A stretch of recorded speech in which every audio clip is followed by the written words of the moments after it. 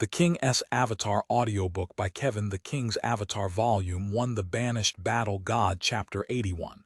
A blessing or a curse at this moment. Ye Xiu was waiting for 7 fields and the others to dungeon together again. After making an appointment with tyrannical ambition for the level 25 dungeon clear, they didn't invite Ye Xiu to train with them. Compared to Blue River, they didn't care about making any friendly relationships with Ye Xiu.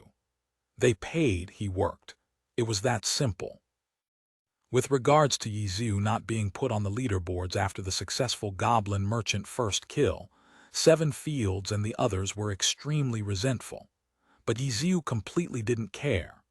Regarding these sort of glories that normals players were envious of, Ye Xiu couldn't care less. However, to normal players, this was an extremely significant glory. As a result, because he wasn't put on the first kill leaderboards, although Ye Xiu didn't care, he didn't need to show it. In the end, as expected, he exchanged his bargaining chip with tyrannical ambition for many more rewards. 7 fields and the others felt that this wasn't worth it at all, but for Ye Xiu, he thought of it as a cheap choice. Tyrannical ambition was obviously very regretful, but there was no other choice.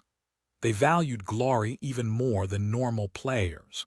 Their guild's name being put up on the leaderboards was extremely important to them, so they were willing to pay a high price for it. From the goblin merchant's first kill in the end, Ye Xiu received 20 white wolf bristles and 30 spider teeth from tyrannical ambition. Spider teeth came from the 2 hidden bosses, the Spider Elite and the Spider Warrior in the beginner village's Spider Cave dungeon. These 2 hidden bosses all looked weird. The Spider Warrior held a spider-shaped spider shield.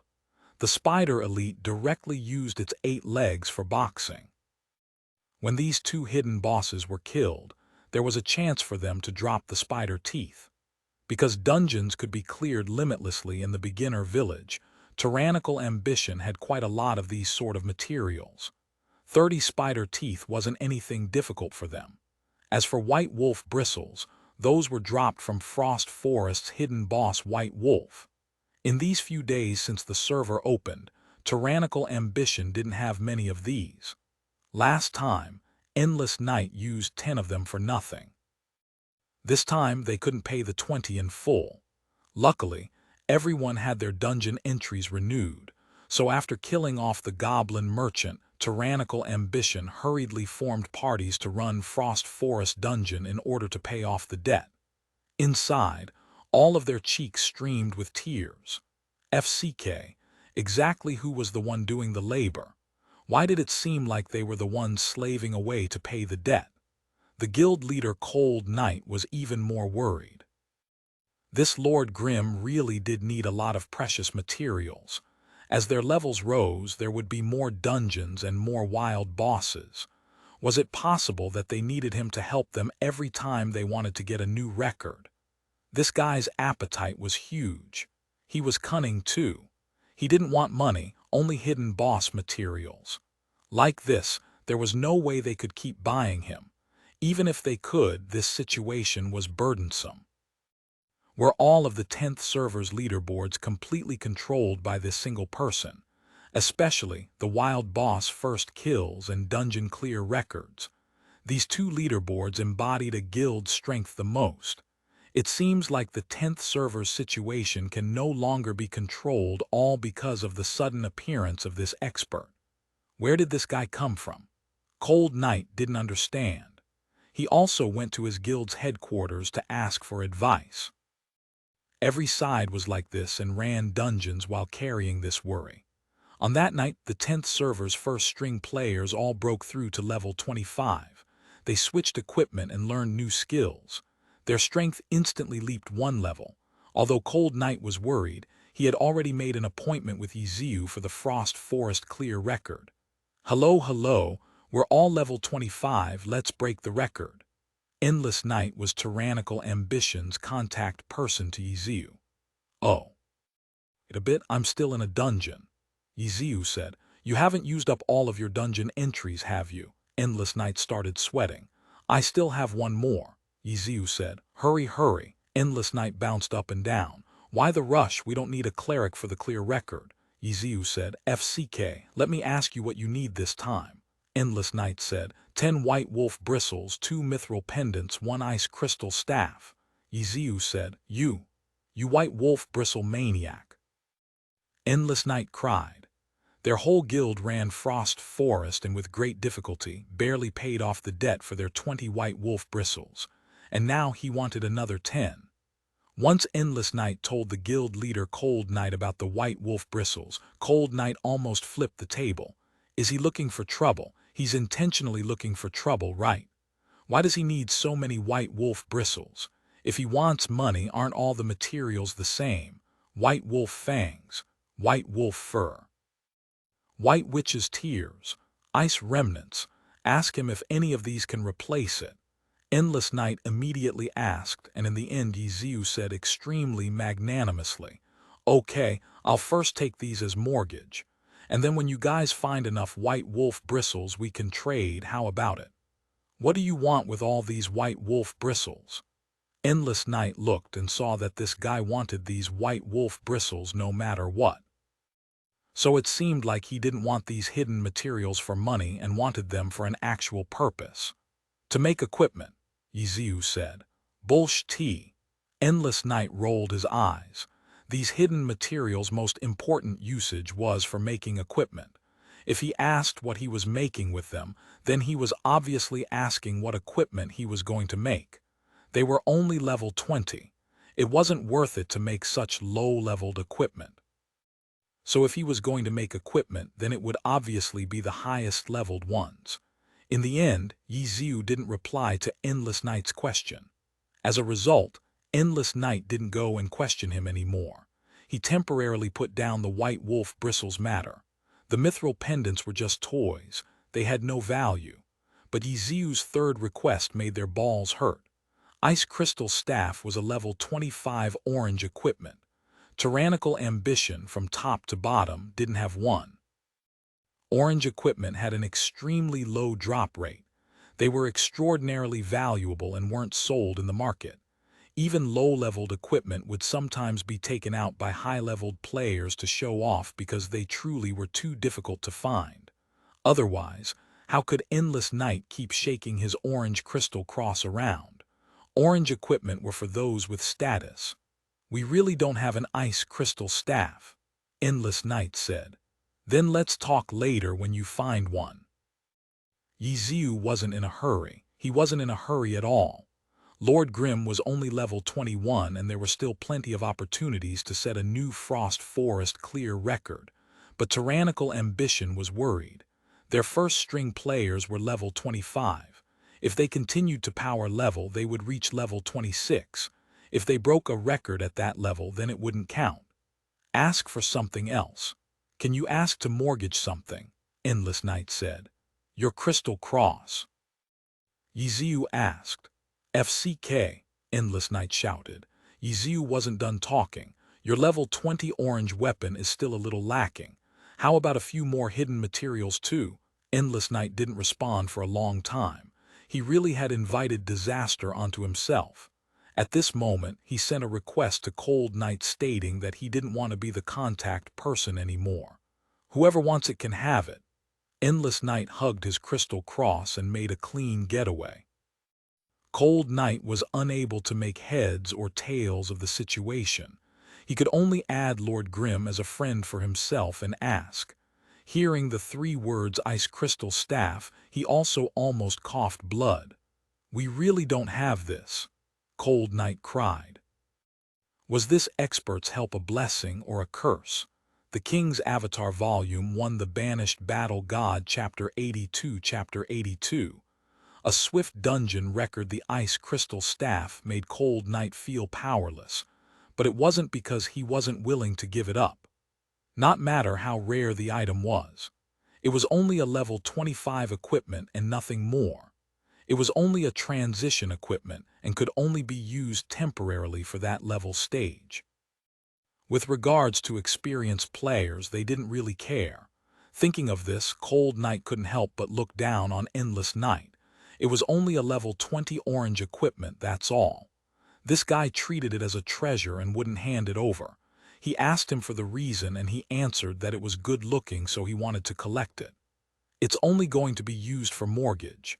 It's not like you're not going to get it back, Cold Night said to Endless Night. Don't trick me. Do you think it's as simple as we'll trade when we want to? Lord Grim clearly wants the ice crystal staff. Do you know how many times we're going to have to kill the White Witch for this item to drop? Endless Night said. It was exactly this ice crystal staff that made Cold Night feel so powerless. To find an orange equipment, you could only rely on luck to get it. If we don't have one, then we'll buy one. There's always a way, Cold Night said. Do you want to try it now? Endless Night said. Take your crystal cross and try to sell it. Cold Night wasn't happy. Right now the game was still in the new server opening stage. As an experienced veteran, he only sold equipment and never bought one. Right now, low-leveled equipment could be sold for some money, especially to those noobs. But once everyone was high-leveled and into the heavenly domain, low-leveled equipment were like floating clouds. At that time, a level 25 purple weapon would be the same price as a single white wolf bristle. When Cold Night said to buy it, he meant to buy it at a cabbage price later when the price fell. Buying a level 25 orange weapon right now was an outright newbie action. How could Endless Night not understand? Sell it, sell it. Endless Night teared up. He knew that this outstanding weapon he had in the level 20s wouldn't last forever. Endless Night could only gnash his teeth in rage at Lord Grim. Cold Night wasn't happy either.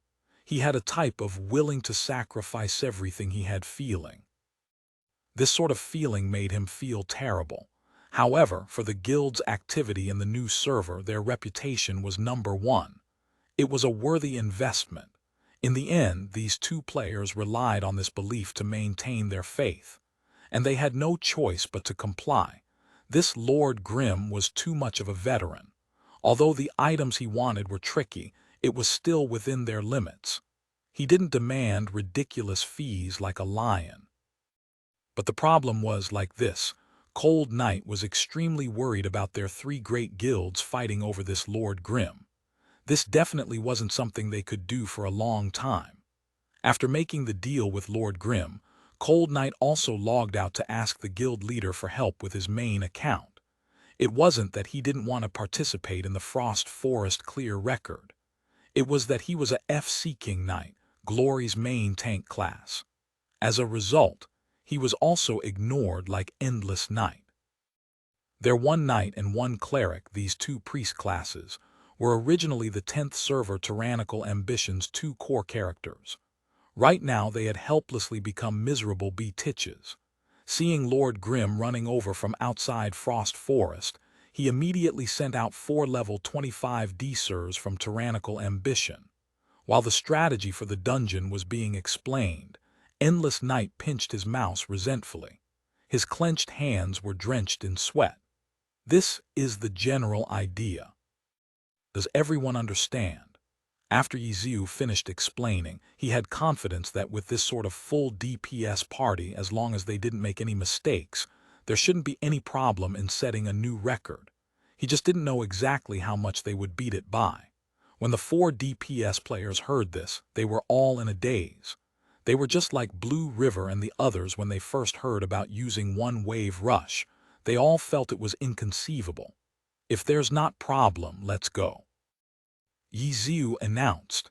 He casually led Lord Grim into the dungeon. The 4 D-Sirs all carried a bit of doubt in their hearts, but once they entered the dungeon, they didn't think any more of it. They immediately rushed forward. They were going for a clear record. Every second counted. At this moment, Lord Grim had already gone up to pull monsters. Compared to last time, the 1000 Chance Umbrella's original gun, sword, and lance were all level 15 now. Ye Xiu was more steady in pulling monsters with his increased damage. While he instructed them on when to attack his pulled monsters, he unleashed attacks on other monsters.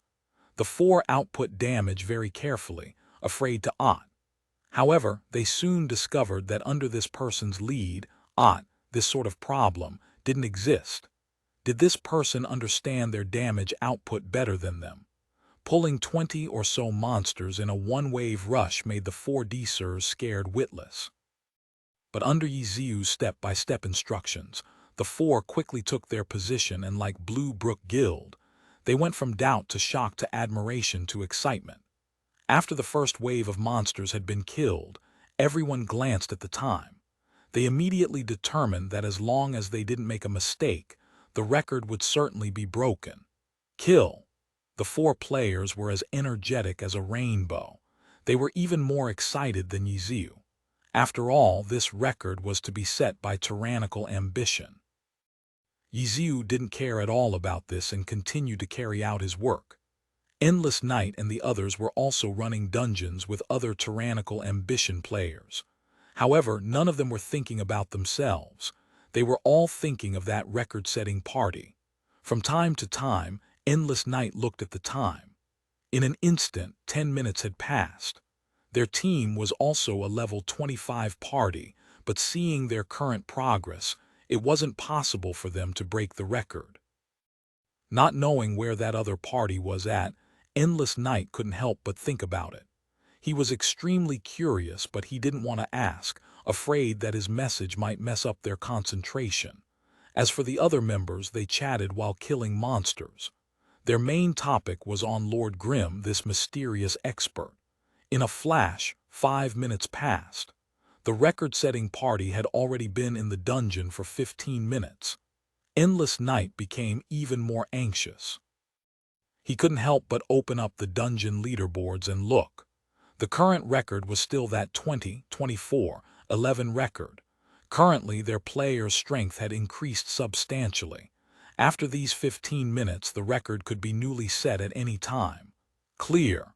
Someone in their party suddenly yelled. Endless Night, who was still looking at the previous record, quivered. He immediately looked towards the system announcement and was taken aback. System announcement. Congratulations to Herb Gardens players Plantago Seed, Giant Taro, Oriental Sweetgum, Rangoon Creeper, Malva Nut for breaking Frost Forest's clear record time, 17:48:45. Herb Gardens players, those four were all astonished. Don't worry, it's not the end yet. Endless Night unexpectedly said calmly. At this moment, every big guild had reached the level 25 realm. They could obviously begin using all their strength to clear the Frost Forest dungeon. With Herb Gardens level, it wasn't anything to fuss about. 17:48:45. This record could still be beaten by their party. Lord Grimm's party had entered the dungeon for 15 minutes. They should also be done soon, right? Endless Night's expectations weren't wrong. When Herb Gardens' record had been broken, Ye Xiu's party didn't even blink. This was because they had already completely assessed what type of time they could set. 17:48. How sorry. Herb Gardens players could only be happy for a minute. The four tyrannical ambition players excitedly thought this. On the other hand, Ye Xiu continued his steady damage output. Suddenly, another system announcement popped up. System announcement. Congratulations to excellent Dynasty players. Gray-Black Sea Breeze inherit Nowhere to Run. Purse for breaking the Frost Forest clear record time 13:24:21. The entire world was shocked. The King's Avatar Volume 1 The Banished Battle God Chapter 83 Chapter 83, almost the limit 13:24:21. Perhaps to the majority of players, this was just another record on the leaderboards. But for Endless Night, Plantago Seed, Blue River, these sort of players from big guilds that were always thinking of these records on the leaderboard, only these players understood what this record signified. 13:24:21. This was only the 10th server's record. This record clearly broke the all-time record in all 10 of Glory's servers. This record didn't have any system rewards. At first, players recorded these records for themselves to compete for. Later, Glory officially ranked the records for each of their respective servers. Frost Forest's all-time record was only 14:31:58. Although Blue River and the others couldn't clearly remember this number, they knew that it wasn't below 14. But now, in the 10th server, Excellent Dynasty had actually broken this record by a minute. In the end, Herb Garden's players couldn't even celebrate for 1 minute. Tyrannical Ambition's players couldn't celebrate either. Ye Xiu's record-setting party had already passed the 15-minute mark. They obviously couldn't break this new record. FCK. When this record popped up, the 4D-sers were all astonished. No matter how hard they tried, their efforts were already futile. In the entire process, they were careful, and more careful. Their palms were extremely sweaty, but they didn't dare wipe it. They feared that they would delay the record by a second. But now, just when they thought that they could break Herb Garden's record without any problems, this 13:24:21 record was like a bolt from the blue. The four were already motionless, but the battle sounds were still resounding in their ears. The four players recovered and looked. Lord Grimm was still fighting with the Frost Tine. "Brother, did you see the system announcement?" One player couldn't help but say. "I saw it," Ye Xiu replied. "We're already too late." One player sighed. "We should at least finish the dungeon, right?" Ye Xiu laughed. "You're still laughing. Since it's like this, you won't be getting anything either." One player said, but he started to attack again. "Yeah, I'm out of luck," Ye Xiu said. "Excellent Dynasty, DMN 13 minutes, isn't this already this highest record in all 10 servers?" Among the players, an unsure player said, "It is. There wasn't any record that broke 14 minutes before." Another player said, "We're way off then." Another player said, "Correct, we'll finish this dungeon in 16 minutes at best." Ye Xiu said. Sigh. While they sighed, the Frost Tine was finally beaten. Their end record was 17:07:66. This did beat Herb Garden's previous record and could be considered as the 10th server's #2 record. But a #2 record, although it wasn't easy for small guilds to tyrannical ambition, it didn't mean anything. When Lord Grimm and the 4D-sers exited the dungeon, Endless Night and the others were still fighting in the dungeon. Cold Night hadn't returned from his report back to the old server. On the other hand, Herb Garden's players experienced the descent from heaven to hell.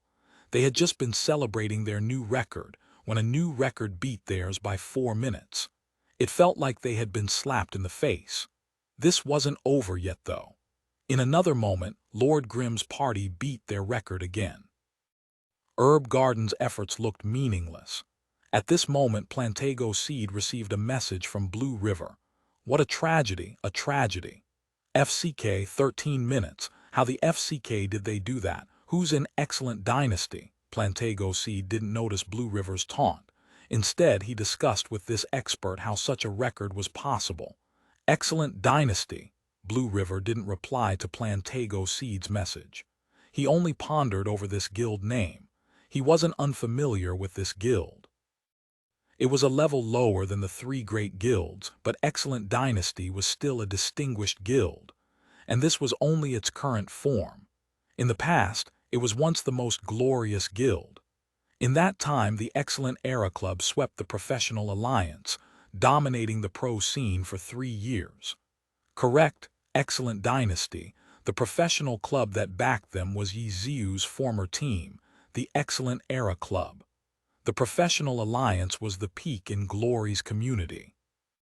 Each and every move of a club could have a lasting impact on Glory, and the guild that was backed by the club even more so. When the club rose, the guild rose. When the club declined, the guild declined. Excellent Era's achievements in the recent years weren't good. In the game, their guild was immediately surpassed by Blue Brook Guild, Tyrannical Ambition, and Herb Garden. However, their foundations was deep. Although they were surpassed, they didn't decline too far. Within the 10th server's tussle, the 3 great guilds competed against each other and didn't put the other guilds in their eyes. Who knew that Excellent Dynasty would suddenly attack heavily? Before, they were hiding their true strength. None of the other leaderboards had their name on them, but at this moment they amazed the world with a single brilliant event. In an instant, they took the Frost Forest clear record. 13:24:21. They not only broke the 10th server record, but they even beat the all-time Frost Forest record by a whole minute. Was Excellent Dynasty preparing to rise in power again? Thinking of this, Blue River immediately thought of Excellent Era Club's most recent change. The old generation captain Ye Xiu retired, and the new generation expert Sun Xiang took the battle god one autumn leaf. They clearly intended to shuffle the cards and rebuild. Then was the Excellent Dynasty's sudden rise in the game related to the club's movements. If it was like this, then relying on them to stop these players from setting new records was a little extreme. This record probably wasn't done by ordinary players like them. They're experts. Outside of Frost Forest's dungeon, Ye Xiu was talking to Endless Night, who had just finished his run, and Cold Night, who had just returned from his old server. Cold Night was like Blue River and ran back to the old server to report his work. In the end, when he returned back to the 10th server, he heard that something big had happened. 13, 24, 21. Cold Night was also astonished by this number. He hurriedly ran to outside the dungeon and happened to hear Ye Xiu's opinion. You don't say, we also guessed that they were experts. Endless Night said, they're not ordinary experts. This party should have at least 3 players who are at a pro level. Ye Xiu said, Cold Night and Endless Night were dumbstruck. To them, pro players were existences that they could only hope to reach. In the moment of their shock, they both forgot to think how Ye Xiu could determine this so clearly. This record is almost the limit for Frost Forest's clear record, Ye Xiu said. Almost. Endless Night heard this keyword. So you're saying this isn't the limit, Cold Night said. How could the limit be so easy to reach? Ye Xiu laughed. So you're saying, wait until I'm level 25 and then we'll see. You guys should also hurry, Ye Xiu said. Hurry what? The two were both startled. The items I want, you guys have time to gather them now, Ye Xiu said. FCK, the two shouted together. Such a shocking event had just occurred and this guy was still thinking about those materials and equipment. The King's Avatar Volume 1 The Banished Battle God Chapter 84 Chapter 84 Manpower needed. Ye Xiu's beautiful confidence made Cold Night and Endless Night feel skeptical, but they had a very serious issue facing them right now. Brother, how many more days do you need until you're level 25?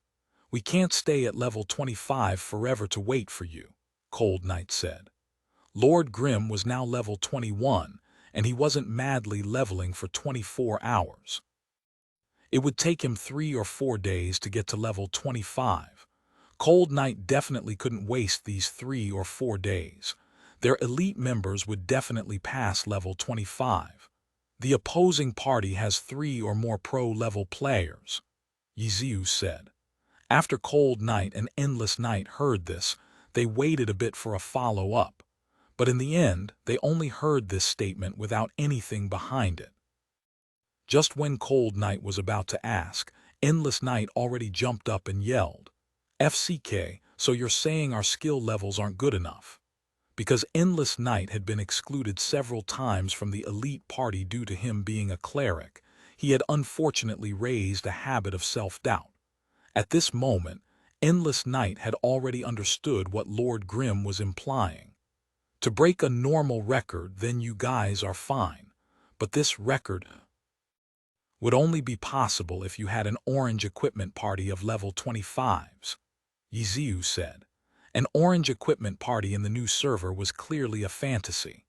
Even in the old servers, to use up money just to make a level 25 orange equipment party only for the Frost Forest dungeon record was too much of a joke.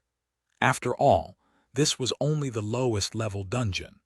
Wasting their blood and tears like this wasn't worth it. Cold Night was worthy of being called a guild leader. Although his gift for self-doubt wasn't as good as Endless Night, he already heard another implication. Don't tell me we need to find pro-level players. After saying this, Cold Night could only feel that this was inconceivable. This was only the 10th server's lowest level Frost Forest dungeon and they actually needed pro players to confront it. That was too delusional. In the end, Ye Xiu laughed. It's only Frost Forest. Using pro players would be too ridiculous. Actually, as long as you have players with a bit of hand speed, then you can reach the limit too. A little hand speed and then the limit. Then pro players would be even higher, Endless Night said. Let me say it to you like this. First, disregard the strength of your accounts. At the new server's current level, each of the guild's 5 elites from equipment to skill are all around the same, right? Ye Xiu said. Yeah, Cold Knight admitted. In this sort of 5-player party, their advantages over the other guilds were limited. After all, as long as there was a party of 5 elites, then they could compete. The 5-player elite parties from lower-grade guilds like Excellent Dynasty wouldn't be worse than theirs. So in the end, what most affects the clear record is your mechanical skill. Suppose a pro player's skill level is a 10. But in such a low-level dungeon like Frost Forest, the max they could go to is a 5. A skill level 10 or a skill level 9 could only bring out a max of a skill level 5 in this dungeon. Do you understand now? Cold Knight and Endless Night obviously understood this. This was like if their opponents had 100 life. A 1000 damage attack was the same as a 100 damage attack. Although the former was 10 times greater than the latter, the end result was the same. The reason the 1000 damage attack couldn't be fully displayed was because of that meager 100 life. If you're talking about our mechanical skill, then Cold Knight and I aren't bad. Endless Night said. They aren't bad. You two are probably tyrannical ambitions, most mechanically skilled players over here, right? But you guys, one's a knight, one's a cleric. Ye Xiu said, can you play other classes? What, if we could? Endless Night asked carefully. If you say it like this, then I guess you can't. Ye Xiu said. While Endless Night was depressed, Cold Knight followed up. I can play as an elementalist, but it's be a bit difficult with this account. The account I can borrow will definitely power level. It definitely won't stop at level 25. If it's like this, then even if you ask an expert to come over and play for you guys, then this account problem won't be easy to resolve. True, Cold Knight admitted. Over here in the new server, all of the level 25 accounts were concentrated on power leveling. They couldn't just stop temporarily. As for the other level players, those newly recruited players in the new server, they had only just become familiar with them. How could they just ask to borrow their accounts? Even if someone was willing to, their account cards were real-life objects. Both sides would have to be in the same place. Player and account. I can help look around for those, Ye Xiu said. Cold Knight felt long ago that this guy's self-confidence was definitely one of his strong points. As a guild leader, he had already began to weigh the pros and cons of this situation. If this guy completely found his own party, then his price would definitely be higher. If it was just for a Frost Forest dungeon record, then Cold Knight already felt that it wasn't too worth it. He firmly replied, our offer won't go any higher. Unexpectedly, Lord Grimm, who they had thought was extremely greedy, didn't actually have the intention of raising the price and laughed. I don't need that. The price stays the same, but you guys will have to do a little extra. Extra. Those 5 characters from Excellent Dynasty that cleared the record give me info on their classes, equipment, everything. The more detailed the better. Ye Xiu said. This. I can think of a way, Cold Knight said. Also, I may need you guys to provide a few equipment. Ye Xiu said. Equipment. The most important ones are the level 25 purple weapons. Of course, other equipment are welcome too. These will only be borrowed temporarily. When I'm done, I'll return them to you. If you guys need a mortgage from me, then I can do that. Ye Xiu laughed. What classes? First find info on those 5 players from Excellent Dynasty. After that, I'll determine exactly how many pro-level players they had. Ye Xiu said. First tell me what classes. I'll begin preparing, Cold Knight said. Then 1 battle mage, 1 brawler, and a launcher these first, Ye Xiu said. Battle mage, you aren't going to look for 1,000 creations, right? Cold Knight began sweating. Currently in the 10th server, Blue Brook Guild's 1,000 Creations was a battle mage with high mechanical skill. Obviously not. If it was him, would he need a purple weapon? That's true, Cold Knight said. Then who are you looking for? He deserved to be called a guild leader. He was always sensitive towards talents. I still have to think about it. Ye Xiu said. The King's Avatar Volume 1, The Banished Battle God, Chapter 85. Chapter 85. Steamed Bun Invasion. Cold Knight was extremely perplexed. This 10th server really was cursed. In an instant, so many experts popped out. This wasn't Glory's style. In ordinary games, a single server was a single world. In old servers, unhappy players would often restart when a new server opened. Like this, maybe they could become the king or tyrant of the new server and stir up troubles. But in Glory, all of the experts ended up gathering in the heavenly domain. No matter how rampant you were in the first, second, third, fourth server, etc., if you didn't even have the qualifications to enter the heavenly domain, then you were just a joke. As a result, in Glory, veterans that wanted to abandon their old accounts and start anew didn't have to switch to a new server. In the old server, a veteran could use their old account's money to buy items and their strength to level faster. How great was that? As a result of those veterans that came to the new server to pioneer, the overwhelming majority of them were like Cold Knight and the others, who came to run their guild. But now, they met Lord Grimm, an unprecedented expert. And this player claimed that he could find players with mechanical skill higher than him and Endless Knight, that level of players. Although he and Endless Knight were way inferior compared to pro players, among the player masses, they were still considered extremely skilled. They were the elite of Tyrannical Ambition's elite. They were comparable to Blue Brook Guild's 5 great experts, that sort of level. However, this Lord Grimm seemed as if he could just casually find a few better than them. This made Cold Knight extremely perplexed. With regards to such a confident character, how could he not be curious? You guys go level up. No one's going to try and beat this record anyways. Wait until I level up and then I'll help you clear it, Ye Xiu said. Then, let's contact each other later, Cold Knight patiently said. No matter who Lord Grimm found, he would eventually find out in the end. Cold Knight and Endless Knight carried their doubts and left. Their entries for Frost Forest had all been used up.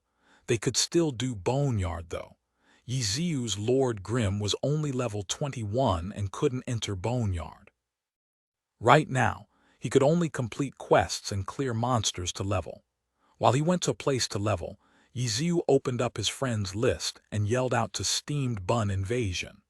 Although this Steamed Bun Invasion was a noob at Glory, after hunting the Blood Gunner and dungeoning with him a few times, Ye Xiu found that his hand speed was quite quick.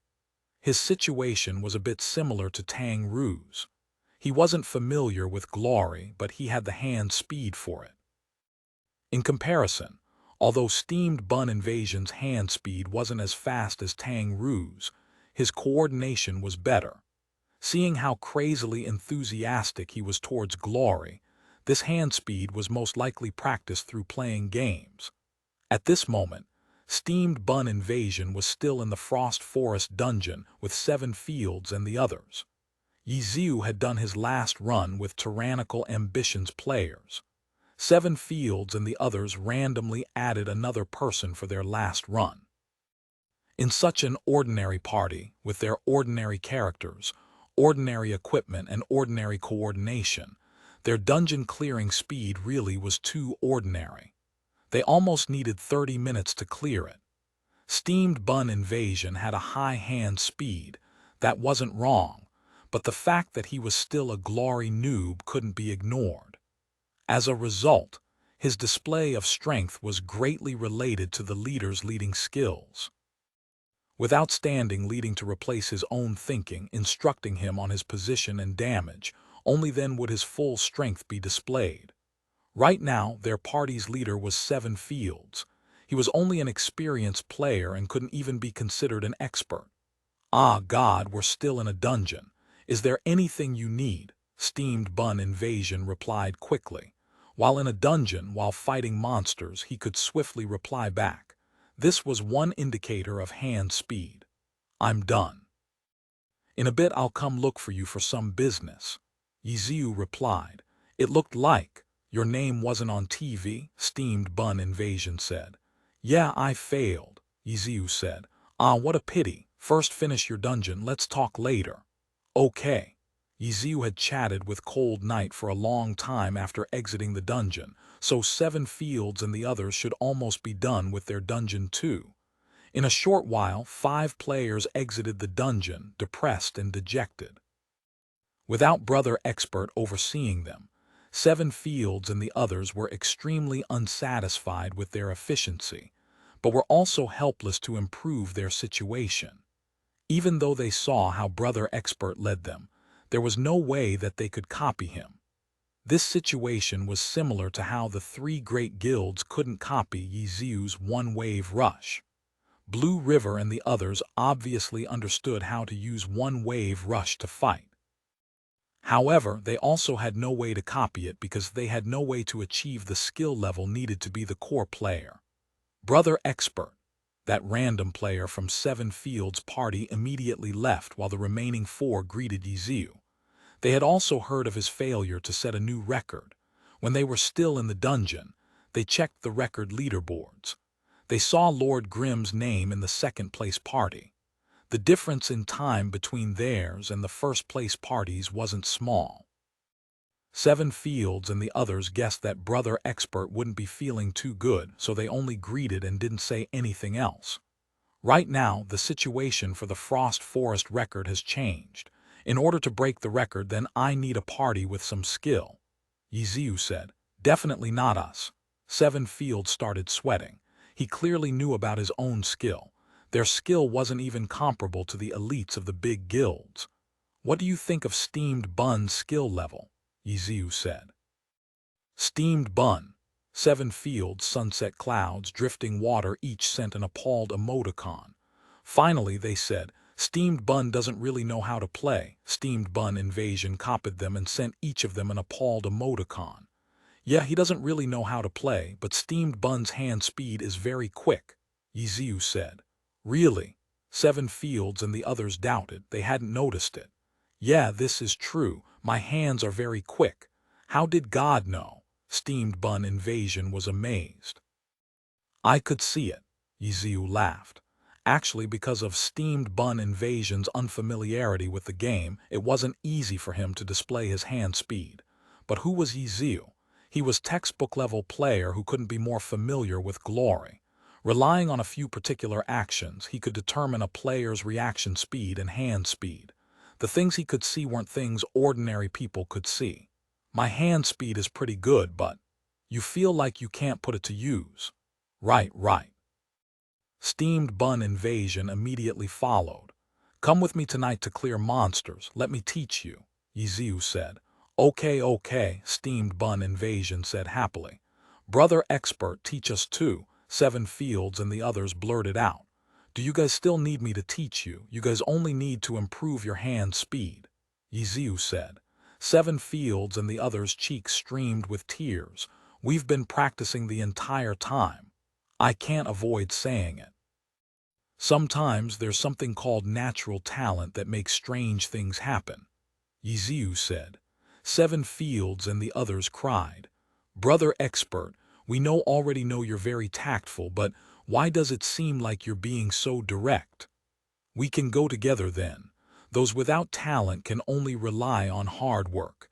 It's just that most people haven't put in the effort, that's all. Ye Xiu said. The King's Avatar Volume 1, The Banished Battle God, Chapter 86. Chapter 86. Teaching the noob. Ye Xiu led Seven Fields' group to Boneyard. Seven Fields, sunset clouds, drifting water were like Lord Grimm and were level 21. With regards to the level 23-26 Boneyard and its higher-leveled monsters, they weren't very confident. Steamed Bun Invasion was level 23. The Boneyard had monsters at the same level as him, so he was already eager to try them out. Steamed bun invasion was obviously going to be coached by Ye Xiu. Although it couldn't be said that 7 fields and the others couldn't improve, in such a desperate situation, only steamed bun invasion could be counted on. After dispatching 7 fields and the others to train, Ye Xiu began teaching steamed bun invasion one-on-one. First, he had to explain to this guy his brawler class. The brawler class had mixed strengths, but in this level 25 stage, it didn't possess any AI skills. A level 1 brawler could learn the same skill as every other class, a knock-up skill called uppercut. At level 5, it could learn the skill slap. A slap would sharply and clearly move others. It was the only aggro-related skill before the class change. The level 10 skill knee attack struck the target with the user's knee. However, it could only be considered a half-grab skill because it didn't have a knockdown effect. Afterwards, the level 15 skill strangle could not be used behind the target. After locking onto the target's throat, strangle, like the knee attack, didn't have a knockdown effect. At level 20, after changing classes, the brawler could learn the skill Brickbuster. However, hitting the back of the head to trigger the effect was a bit difficult. The mouse movement had to be quick and accurate. After that, there was the level 20 skill, Sand Toss. Ye Xiu had already instructed steamed bun invasion on this move. Brawlers could learn the skill Apply Poison at level 25.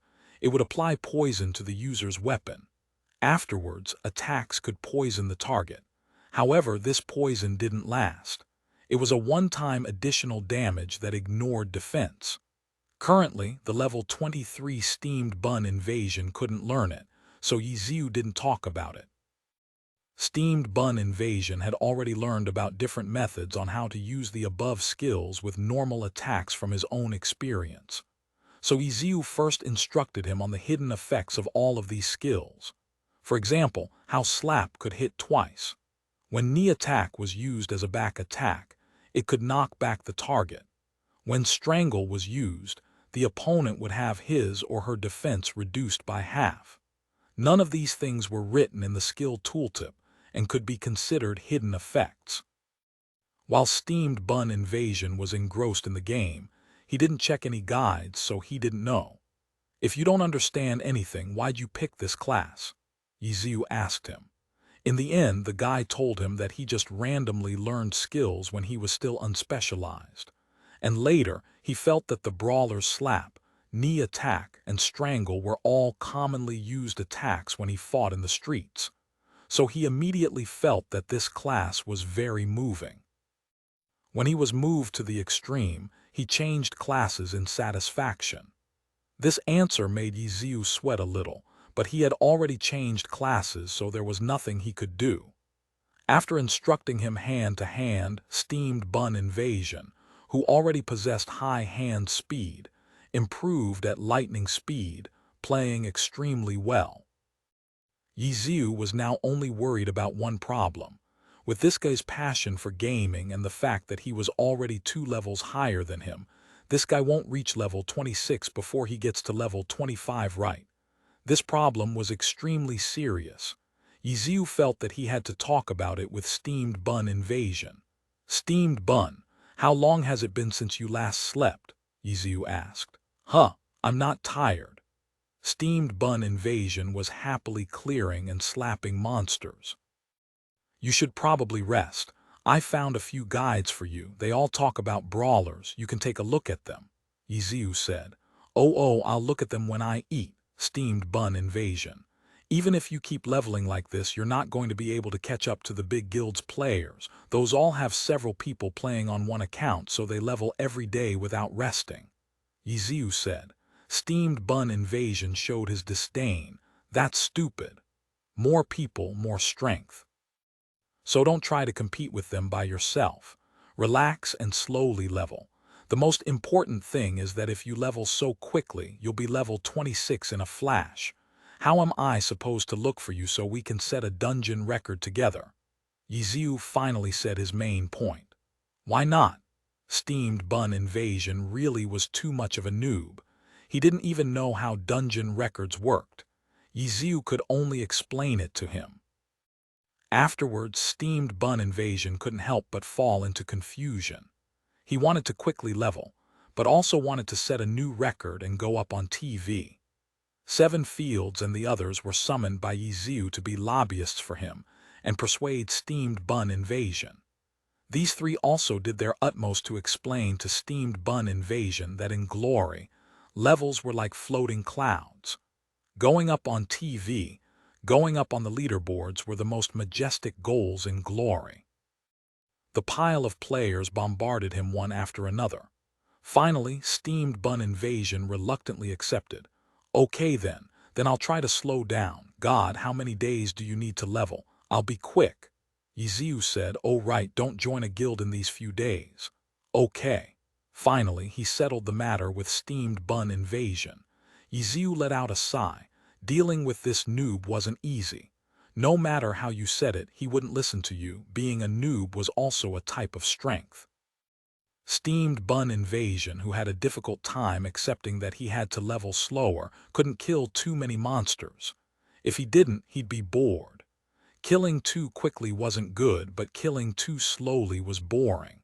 For a moment, he didn't what he should do, so he simply logged out of the game and looked at the guides Ye Xiu gathered for him. Ye Xiu looked, and at long last this guy stopped leveling. However, he himself had to hurry up. As a result, he partied with Seven Fields and the others and madly cleared monsters as if they were in a dungeon. They cleared so madly that the three players started feeling a little nauseous towards the boneyard. Ye Xiu was still full of energy, though. The other three couldn't help but sigh with sorrow. He really deserves to be called Brother Expert. They trained in the boneyard until the day came. The four players had all leveled to level 22. Although Seven Fields and the others wanted to vomit, Brother Expert's leading made leveling more efficient, making the three of them a little reluctant to leave. However, on Ye Xiu's side, it was time for him to change shifts, so he couldn't continue playing at the reception desk. After hurriedly handing over the shift, he quickly rushed over to the smoking area to continue playing. Chen Gu woke up from her sleep. She looked out from the window and saw the nice weather. Stretching, she climbed out of her bed. She rubbed the sleep out of her eyes and wanted to go to the bathroom. When she reached her bedroom door, she suddenly remembered that there was still a male living in these rooms. She couldn't casually expose her body like she did before when it was just her and Tang Ru. Thinking of this, Chen Guo quickly fixed her pajamas. Whatever needed to be tied was tied. Whatever needed to be buttoned was buttoned. Only then did she leave the bedroom. After leaving the room, she looked to the side. Tang Ru's room was completely open. Too careless. There's a male living here too. If you didn't close your door when you slept, who knew what a male's lust could do? While thinking of this, Chen Guo did an experiment. She tested whether she could see Tang Ru's bed from the door crack. In the end, she saw the bed, but she didn't see anyone in it. Chen Guo stared blankly. She pushed open the door. Tang Ru's bed hadn't been touched. She hadn't slept all night. Chen Guo was astonished. She immediately went towards Ye Xiu's storage room. The door was also wide open. After a bit of hesitation, she decided to run in and look. No one here either. These two were lunatics. Chen Guo foolishly looked towards the two empty rooms on her left and right. The King's Avatar Volume 1, The Banished Battle God, Chapter 87. Chapter 87. I feel like none of you slept. Chen Guo quickly tidied everything up and then appeared in the internet cafe like the wind. While the employees all greeted her with "Morning, boss," her gaze fell on Tang Ru in the non-smoking area. Her expression was the same as when Chen Guo went to sleep, concentrated without the slightest hint of tiredness. She ran to the smoking area and her gaze fell onto another person. Ye Xiu was over here smoking, taking in clouds and puffing out fog. In that cloud of smoke, the rough outline of his figure could be seen playing the game. Early in the morning. This was the time of day when the internet cafe was the most empty. There were even fewer guests now than when the guests were pulling all-nighters. The sounds of these two playing crisply echoed throughout the internet cafe. You once me once, pa pa pa pa. Chen Guo ignored Ye Xiu and first went over to Tang Ru. Still playing, you're asking to die. Chen Guo closed in while speaking. No response. Tang Ru was wearing her headphones, which only allowed her to hear the game noises. The Chen Guo next to her simply wasn't with her in the same world. Chen Guo could only step forward and take off her headphones. Only then did Tang Ru respond. You got up so early. Tang Ru turned her head to look at Chen Guo for half a second and then turned back to the game. Pa pa pa pa. You've gone mad from playing. Chen Guo was helpless. She was starting to feel a little skeptical on whether pulling Tang Ru into glory was the right thing to do. Ha ha. Tang Ru laughed but didn't say anything. What level? Chen Guo went up to look. Level 16. I'm still off from Ye Xiu's Lord Grimm by 5 levels. Tang Ru said this and opened up her friends list. After seeing Lord Grimm's name, she cried out in surprise. Whoa, he leveled up again. He's level 22 now. So competitive. Finish this dungeon and then go to sleep. Once you're done resting, you can go back and play. Chen Guo saw that Tang Ru's soft mist was in the beginner village's skeleton graveyard fighting in close quarters. She was soloing it too. Who would believe that this was a glory noob? What sleep? It's almost time for me to go to work, Tang Ru said. Chen Guo was startled. That was true. Today, Tang Ru had the morning work shift. Normally, she would already be sitting at the reception desk. I'll go once I'm out of this dungeon. Tang Ru smiled at Chen Guo. No matter how good their relationship was, in the end there was still a boss-to-employee relationship. Tang Ru also had work to do in the internet cafe. She wasn't eating for free or living here for free, only playing here for free. First rest a bit. I'll ask someone to switch with you, Chen Guo said. No need, no need. Tang Ru chatted with Chen Guo while her hands never stopped moving. This night, through the guides and the game, Tang Ru had learned how to use the battle mage's low-level skills.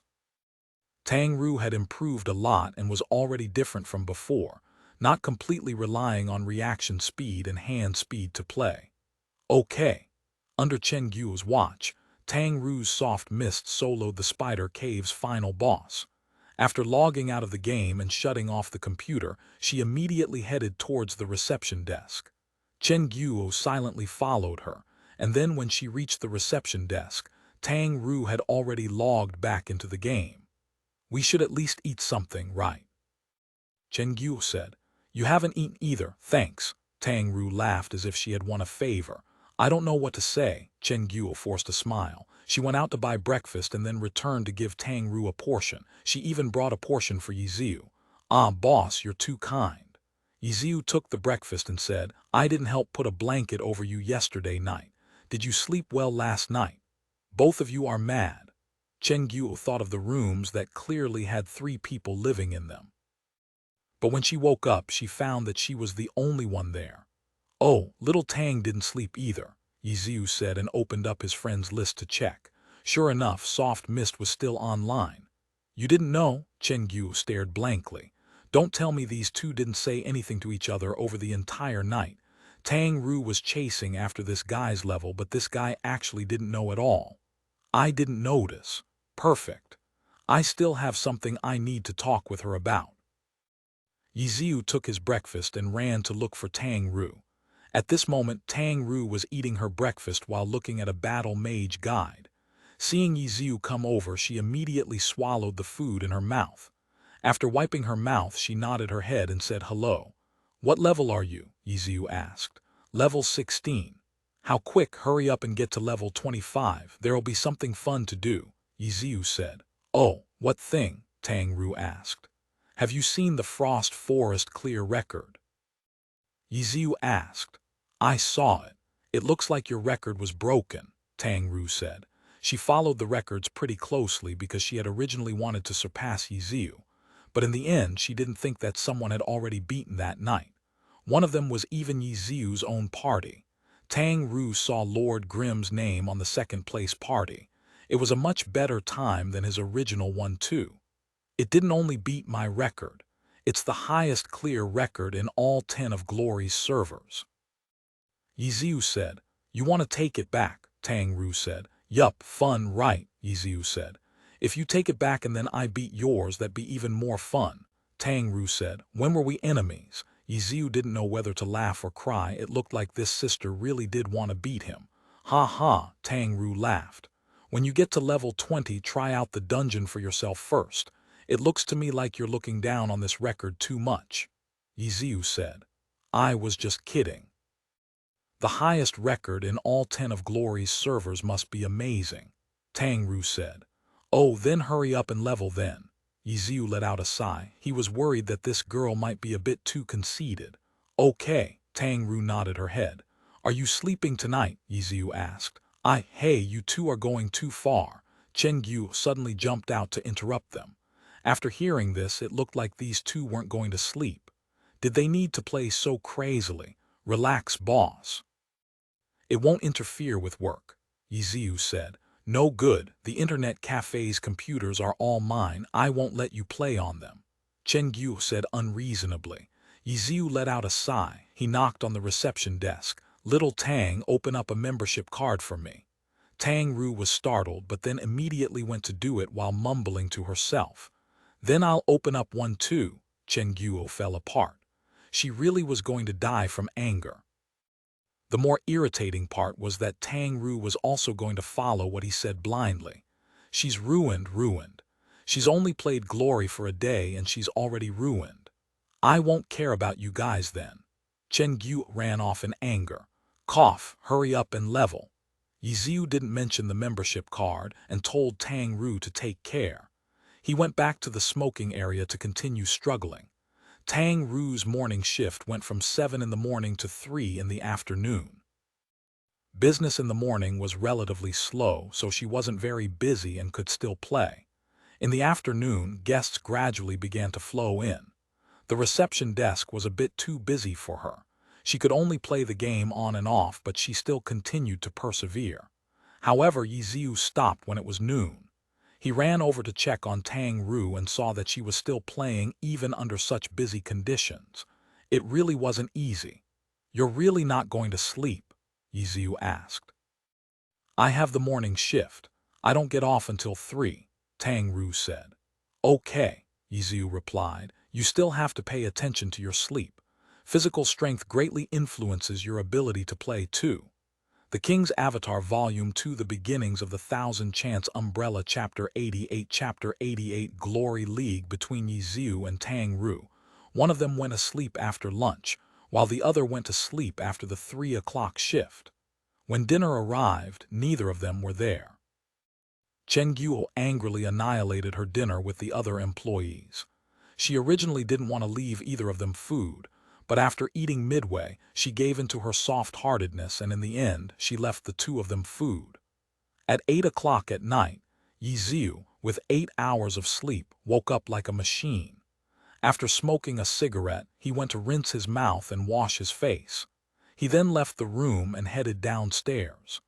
The internet cafe downstairs was pitch black again.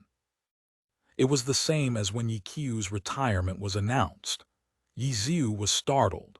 Then, he thought of Happy Internet Cafe's practice of broadcasting the Glory Profession Alliance Championship. He calculated the date. Today was the day of Glory's 20th match. He looked at the first floor's lounge and just as expected, the projection curtain from last time had already been opened. At this moment, the eSports channel was already being streamed onto it. The match hadn't yet started, but many people had already scrambled for a good position. While they played on the computer in front of them, they waited for the match to start. Ye Xiu walked up to the reception desk and asked the little sister there. Which match? Clearly, the little sister at the reception desk didn't care too much about Glory. As before, she was still watching her K-dramas.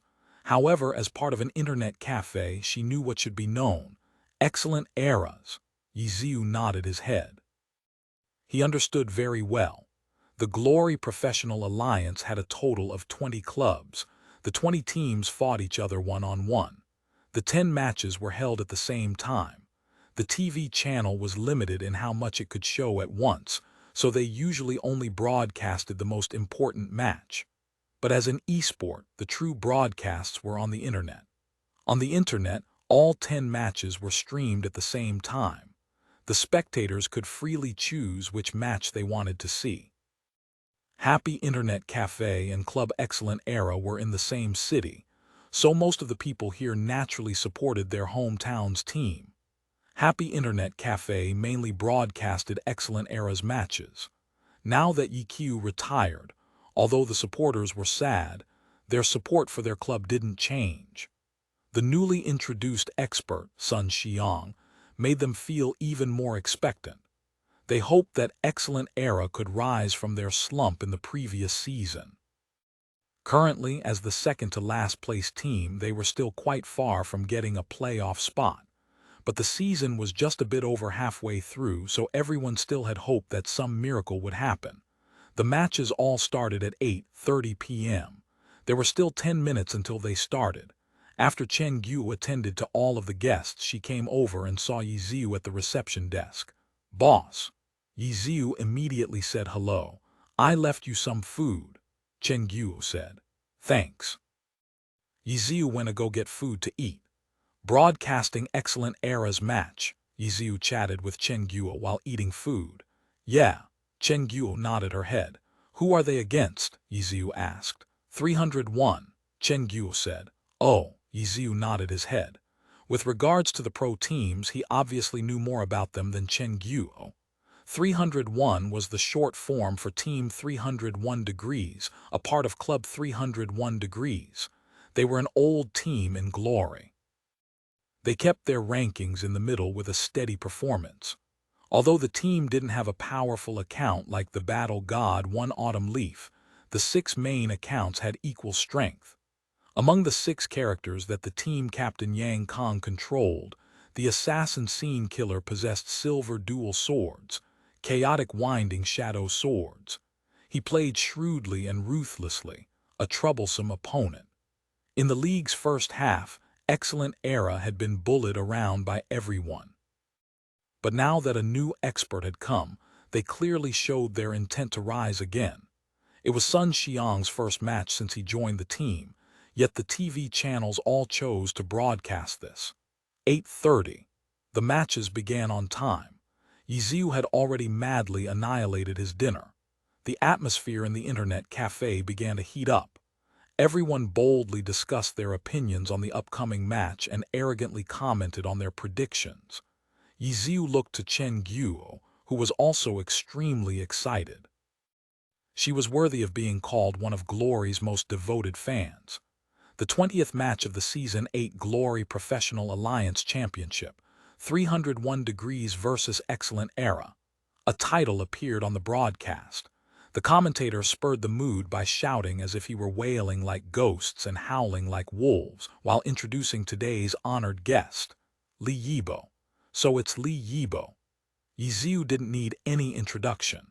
There were very few people he didn't know among the pros.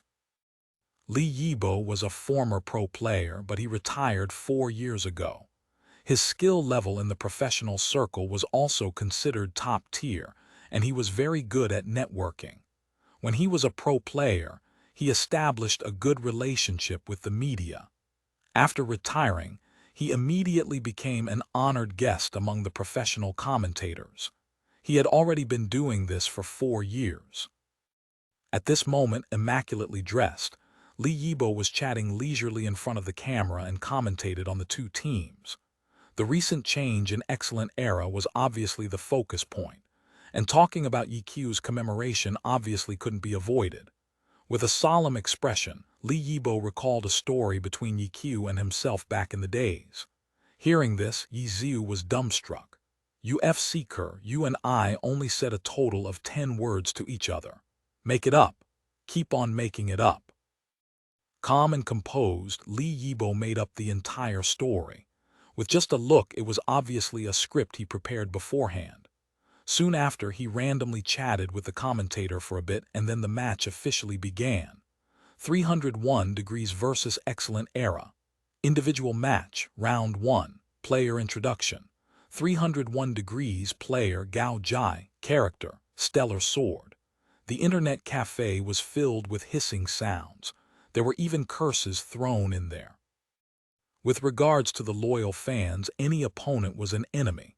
A complete beatdown would be immensely satisfying. Next up, excellent era player Suma Cheng. Character Dancing Rain. Suma Cheng. Ye Xiu still hadn't figured out what had happened when a tsunami of whistles and shouts almost made him fall off his chair. Especially the nearby Chen Gu screeching, they carved into his bones and engraved itself into his heart. What intense reactions, huh? Ye Xiu laughed. He had never doubted Suma Cheng's popularity, but this scene made him jump in fright. Of course. She's the #1 female expert, Chen Guo proudly said. This was her #1 idol. #1 female expert. Who said that? Ye Xiu said, baffled. That's what everyone says. Chen Guo said. That's just hype, Ye Xiu said. If not her, then who else? Chen Guo asked. If you're talking about skill level, then the strongest female expert should be Chu Yunxiu, Ye Xiu said. Team Misty Rain's Chu Yunxiu? Chen Guo asked. Yup, Chen Guo thought for a moment. In the end, the match started and her thoughts immediately flew there. Another Suma Cheng was shouted, giving her idol a cheer as if she believed that Suma Cheng could hear her. This is a fangirl, Ye Xiu exclaimed in surprise. If he called Suma Cheng over to the internet cafe to play a round, would this boss be so excited that she'd burn down the internet cafe in order to celebrate? The King's Avatar Volume 2, The Beginnings of the Thousand Chants Umbrella Chapter 89. Chapter 89. Home advantage in the middle of everyone's cheers. The match officially started. In the pro scene, an overwhelming victor was extremely rare. It was impossible to show off such ridiculous gaps in strength, such as between an experienced veteran and a noob. A few powerful, dominating players and their god-level characters could create a certain amount of suppression to ordinary pro players and their characters, but Suma Cheng and her dancing rain weren't at this level. However, in comparison, Gao Jai and his stellar sword were a bit inferior. But this sort of strength shown on paper wasn't enough to say whether he would win or lose. In this one-on-one match, it wouldn't be a surprise if either of them won.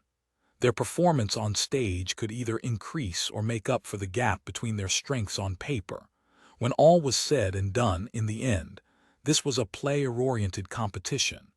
God-level characters also needed a player to utilize its strength. No matter how tyrannical a player was, there would always be a time when the player would go into a slump and lose. What's more, it was currently a period of rising stars. The title of Unequaled had already been sealed long ago. Beauty Sue, I'll be starting now. A message from the Stellar Sword jumped out in the chat box next to the match scene. That's right, in the glory competitions. Although the two opponents couldn't use their voice to communicate, they could type out words to send out a message. In the playing field, there was only this single public chat channel. The messages sent here wouldn't be blocked and would be directly broadcasted for everyone to see. Truthfully, in some matches, the trash talk between the two players were even more memorable than the actual battle. In the pro scene, there was no lack of players who were experts at trash talking to irritate their opponents. After the message was sent out, the opponent would definitely see it. There was no way to block or close the chat box. Of course, whether a player wanted to use this sort of method all relied on the player's preferences. In all of these years, all kinds of players with different styles appeared. There were players that would talk whenever there was a chance to. There were players that would seize any opportunity to calmly insult their opponents. There were players that wouldn't say anything from start to finish. There were even a few dirty players that would fill the screen insulting their opponent's genitals. And ultimately, that sort of dirty talk wasn't blocked either. However, those players would be penalized by the alliance. Moreover, with so many people watching, dirty and violent words would obviously damage the player's image. As a result, most of these happened when they made a mistake and accidentally said them. Specialists in talking dirty hadn't appeared in a long time. Gao Ji's opening remark implicitly made fun of her being a girl. Happy Internet Cafe's numerous fans immediately went into an outrage and roared at him. However, Suma Cheng only typed out a smiley face and said, "Okay." Gao Ji had no other verbal attacks other than his opening remark, so he immediately took out his sword and began to attack. Stellar Sword was a blade master. Suma Cheng was a launcher. One was a long-ranged class and the other a close combat class. Gao Ji relied on his familiarity with the map to wind around, hiding his body as he moved, and quietly closed in on Dancing Rain. Why was Gao Ji familiar with the map? This was because in the regular season, the Glory League adopted a double round-robin system, splitting into a home and away game. The home ground's biggest advantage was that they had the privilege of choosing the map. Glory had numerous battle maps and added new ones every year. Knowing which map they would use naturally meant the players could do research and practice beforehand. They might also play in the same map in their away game, but they obviously wouldn't have the focused practice like when they did in their home games. It was definitely possible that the home team and the visiting team prepared for the same map, but such an occurrence hadn't yet happened. And as the number of maps in Glory increased, the probability of this happening also decreased. If the map chosen was the same as what their opponents had once chosen as their home map, then that was their own mistake and couldn't be blamed on others. The current map that was used in this one-on-one match was a white snow-covered town. Stellar Sword's character wore a full body of white-colored equipment. Even the opponent's silver weapon, white lightsaber, implied that it emitted white light. The reason for using this map was too obvious. At this moment, Stellar Sword was taking the long route to close in on Dancing Rain. The current broadcast was on Stellar Sword's first-person perspective, letting everyone experience his current circumstances. Then, it switched to a bird's-eye view of the entire map. From this view, they could see that Dancing Rain wasn't stupidly staying in her original position, not moving and turning around everywhere. The point of view quickly switched to Dancing Rain. The match broadcast had many different points of views. They didn't only have the player's first-person view. Right now, it was a third-person view letting everyone see that Dancing Rain was circling around a small area scouting around. From this, it could be seen that whether the match was exciting or not was decided by the performance of the two players. However, this broadcast also showed to everyone that an outstanding cameraman was needed for this too. If the camera angle stayed on a bird's eye view from start to finish, then no matter how exciting the match was, the broadcast would turn it into trash. This time, the cameraman was clearly quite good. By switching between these three camera angles, plus the casting by the commentator and the guest, the intentions of both players became obvious. Gao Ji was controlling Stellar Sword along a roundabout route to close in, preparing to catch Dancing Rain off guard. But the experienced Suma Cheng clearly anticipated this. After observing the surrounding terrain, she controlled Suma Cheng to jump to a good sniping spot. This spot occupied the high grounds. If Stellar Sword wanted to get near, then he would have to expose him to Dancing Rain's heavy fire. Happy Internet Cafe immediately started booing and laughing. Their laughing was naturally aimed at Gao Ji. He had originally wanted to mount a sneak attack, but now he would fall to Dancing Rain instead. But Ye Xiu knew that there was no way it would be so simple. If Gao Ji really would fall from this ambush, then he would have wasted his home ground advantage. Just as expected, Ye Xiu predicted correctly. After Gao Ji's Stellar Sword closed in, he didn't rashly rush forward. Instead, he took another detour and slipped his head out from a small alley to look around. This guy sneaking about really is so wretched. Just hurry up and die already, Chen Guo impatiently said. Ye Xiu shook his head. His current position is a blind spot, Sima Cheng's movements were within his calculations. Gao Ji's current position is a blind spot. No matter what sniping spot Sima Cheng chooses, none of them would have been able to see his position. It looks like all of Sima Cheng's movements are within his calculations. In the broadcast, Li Yibo's voice also said this at just the right time. It was identical to what Ye Xiu said. It looks like 301's research on this map was very thorough, the commentator laughed. Naturally, Li Yibo said. How does Gao Ji know which sniping spot Sima Cheng is hiding at? Chen Guo was startled when she said this because the commentator also asked the same question. Footprints. Ye Xiu and Li Yibo answered. Their answers were the same. The King's Avatar Volume 2, The Beginnings of the Thousand Chants Umbrella. Thank you for listening to the story on KevinAudio.com Chapter 90. The footprints are a trap. Oh, so it was the footprints. The commentator suddenly realized. Everyone look. The map 301 chose is a snowy land. So after a character moves, the character will leave behind a footprint. Following his explanation, the broadcast showed a few of the footprints dancing rain left behind.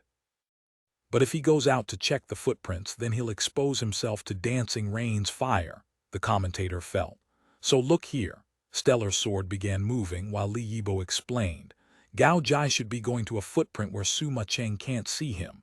301 has studied this map very thoroughly. Oh, is there such a spot? The commentator was unconvinced. Probably only Gao Ji can answer this question. Li Yibo pretended to move back and forth in suspense. Ha ha ha. The commentator laughed. Actually, to be a professional glory commentator, Pan Lin had already done this for several years. He himself was a glory fan. Although he wasn't at the level of a pro player, he had done this as work for a long time, so his scope on the game wasn't ordinary. He probably already knew the answers to his previous doubts and questions, but no choice. That's what the program wanted. The commentator and the honored guest were supposed to echo each other and chat. The commentator and the honored guests did different work. The commentator usually introduced the subjects, while the honored guest analyzed. Pan Lin had commentated for many years and had worked together with Li Yibo many times. They could be considered well coordinated. Gao Ji controlled Stellar Sword to go around the surroundings. After finding a spot, the camera angle changed, giving everyone Stellar Sword's first-person view. Just as expected, Stellar Sword found one of Dancing Rain's footprints. As spectators who had seen the map from a bird's-eye view, they obviously knew that this footprint was already enough to expose Dancing Rain's position. Sure enough, she was found. The commentator said, Sima Cheng is too careless. This mistake shouldn't have been made. Yeah, it looks like Ye Xiu's retirement had a big mental impact on her. From when she first started her career, she had always been with Ye Xiu. Yibo spoke as if he understood the situation well. Oh no, what should she do? Chen Guo nervously tugged at Ye Xiu's arm. Ye Xiu laughed a little. He puffed out a smoke and said, the footprint is the real trap. What? Chen Guo was startled. She turned her head towards Ye Xiu. Her previous question wasn't actually aimed at Ye Xiu. She was simply nervous and was talking to herself. Look. Ye Xiu pointed at the projection. The sound of a gun came through. Chen Guo immediately turned her head. Dancing Rain was using an aerial fire to move. In midair, she targeted Stellar Sword, who was behind the wall, and launched an anti-tank missile. Gao Ji clearly hadn't anticipated this sudden attack.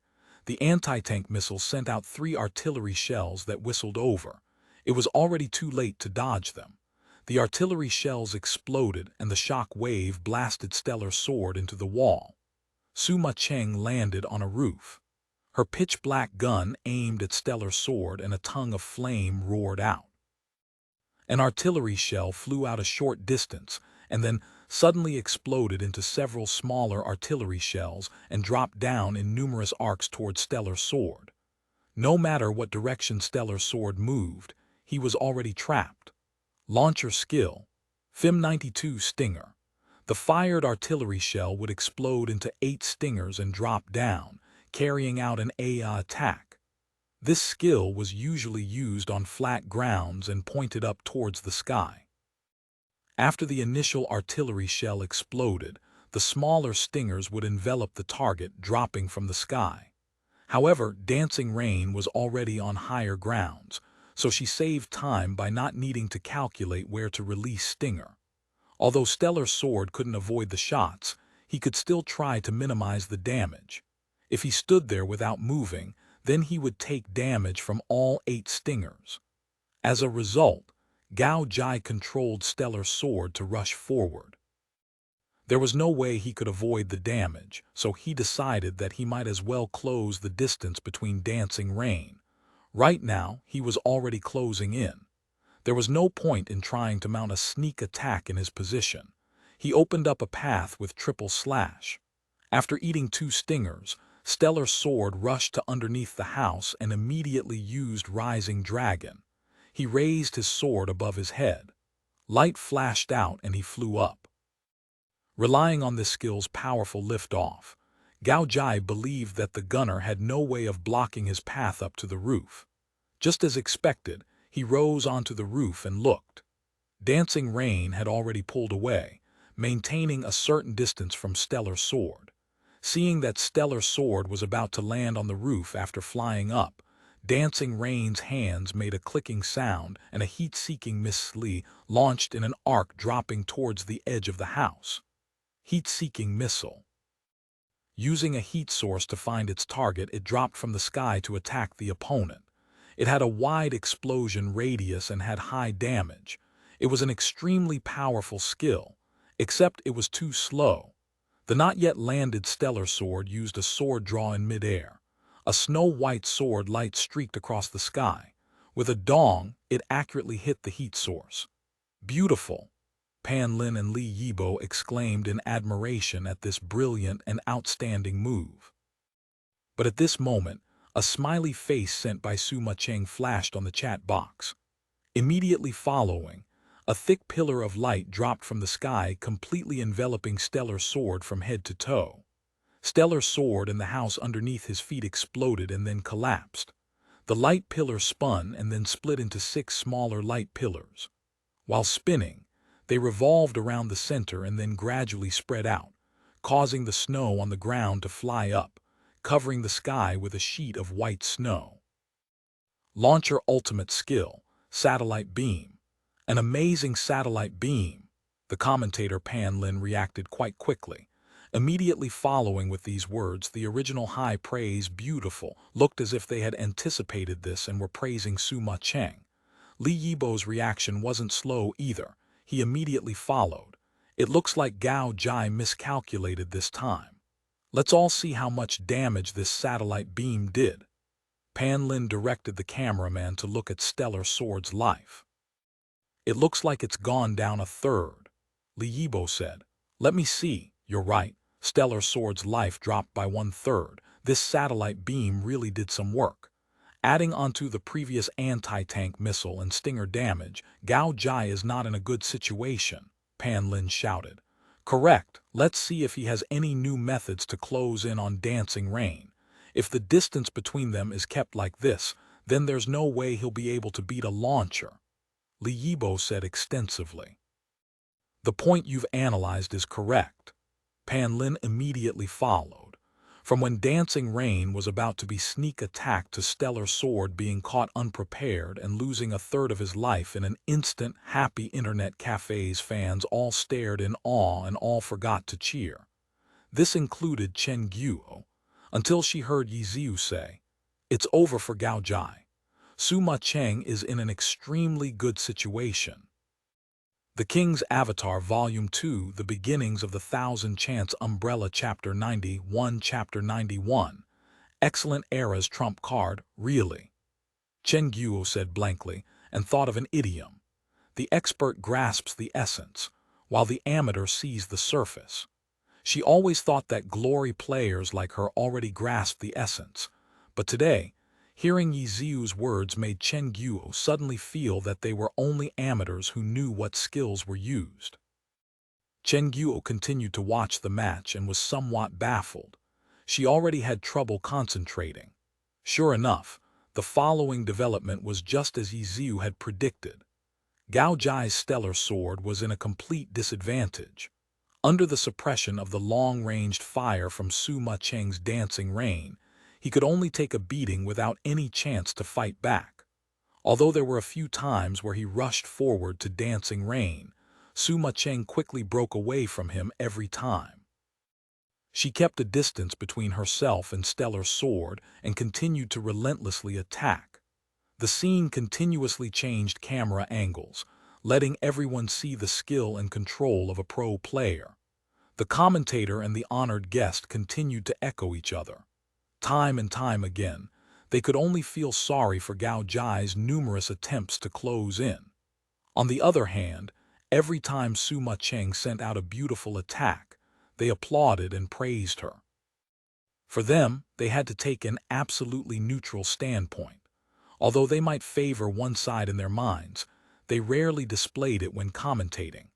The white snow-covered town had already destroyed by the intense battle between the two.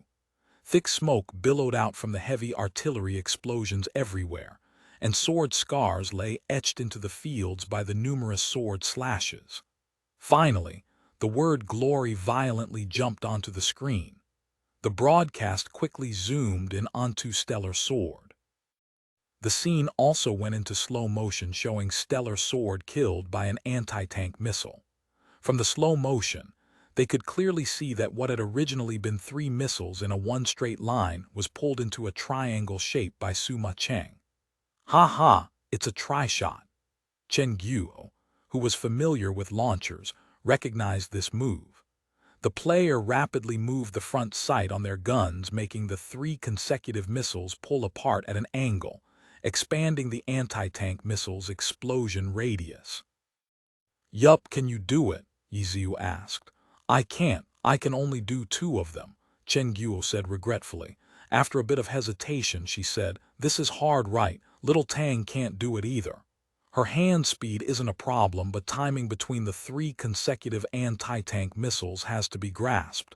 If you don't have enough experience, then you definitely can't do it," Ye Xiu said. "So it's like that." Chen Guo nodded her head. The broadcast had already zoomed in on the victorious dancing rain. Afterwards, they broadcasted a few of the highlights while the commentator and the honored guest continuously commentated. Team Excellent Era won the first round and earned a point. There were 3 parts in the Glory League's competition. The first part was an individual competition. Each team sent 3 players to play 3 1-on-1 matches. Each victory won them 1 point. The second part was the group competition. Each team made a 3-player group and fought in a KOF format. Each team would send out 1 player to compete.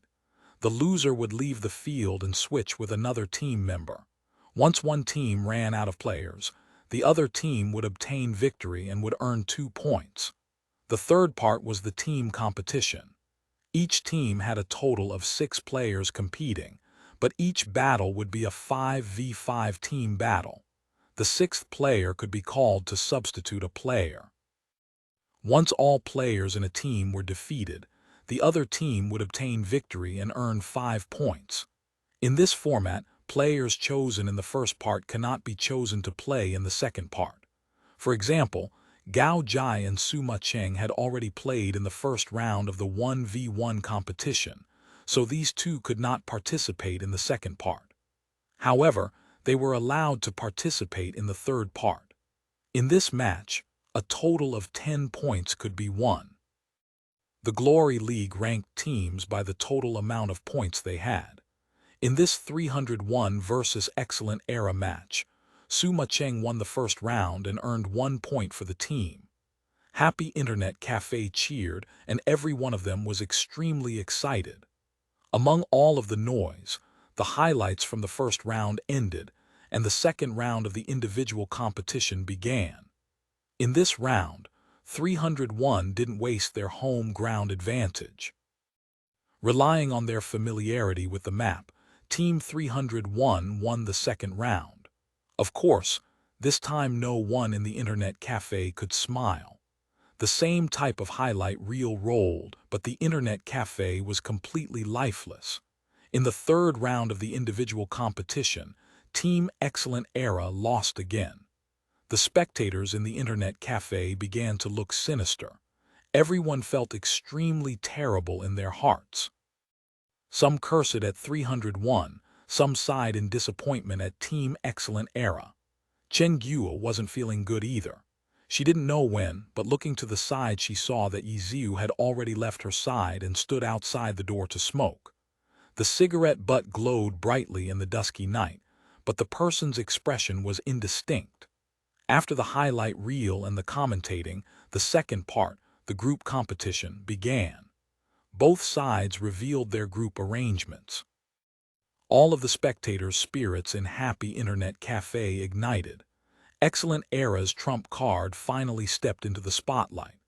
Battle God One Autumn Leaf was in the first position of the group, and his opponent was also 301's best player, the team captain Yang Kong's assassin, Scene Killer. One Autumn Leaf had been the recent subject of discussion in the recent few days. In this moment, it was hard to avoid talking about it. Ye Xiu's name was naturally touched upon from time to time until the match started. Pan Lin and Li Yibo hadn't finished talking about what they wanted to. There was nothing to be done. There were far too many stories about Ye Xiu and One Autumn Leaf. Okay, the competition has started. Let's pay attention to the match. This is Sun Xiang's first time using One Autumn Leaf as the representative of Excellent Era. Coach Li, what do you think? Pan Lin skillfully cut off the previous topic and switched over to the competition. If we compare their individual skill levels, Sun Xiang is above Yang Kong, not to mention their characters. All of the 301's character strengths are all around the same. Yang Kong's Scene Killer and Gao Ji's Stellar Sword are almost on par and isn't comparable to the Battle God One Autumn Leaf. Li Yibo said. Yeah, we know. One Autumn Leaf should be the character with the most silver equipment in the professional alliance, right? Pan Lin said. Yes, it's true if you just look at the amount. However, as we all know, because the silver equipment's attributes are rarely publicized, we don't know the attributes, so the amount of silver equipment isn't an accurate indicator.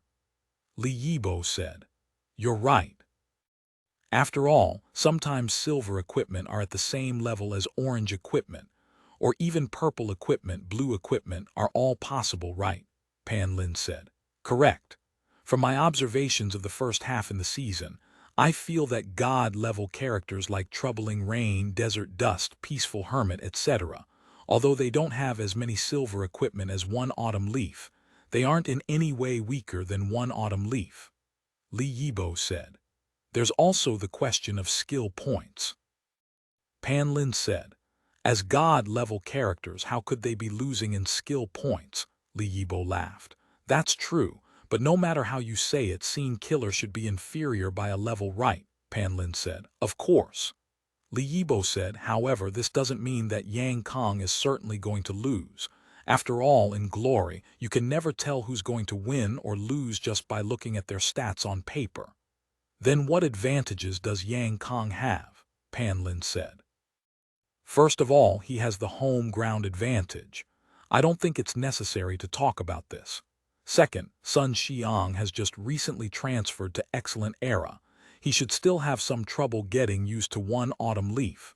We also know that his previously played character wasn't a battle mage. This is a very big obstacle. These are Sun Xiang's disadvantages.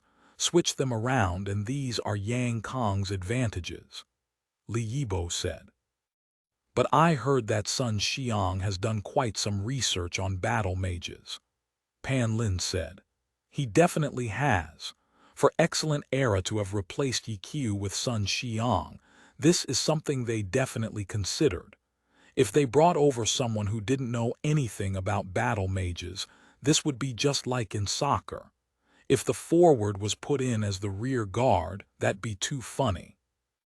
No matter how you say it, even if you gave Ye Xiu a battle mage with different equipment and skills, He would also need some time to adjust to it, right, Li Yibo said. With Ye Xiu's experience, he might not need to, Pan Lin laughed. Right, speaking of experience, Sun Xiang has only been in the professional alliance for a year and a half. He could be considered a new player. There's a considerable difference between him and Yang Kong. Good. Everyone look, Yang Kong decided to directly attack. Right now, Scene Killer has already appeared in one autumn leaf's view. Before, the two competitors were standing in position, so Pan Lin and Li Yibo analyzed and made a few predictions on the outcome of the match. But now, the two sides suddenly met.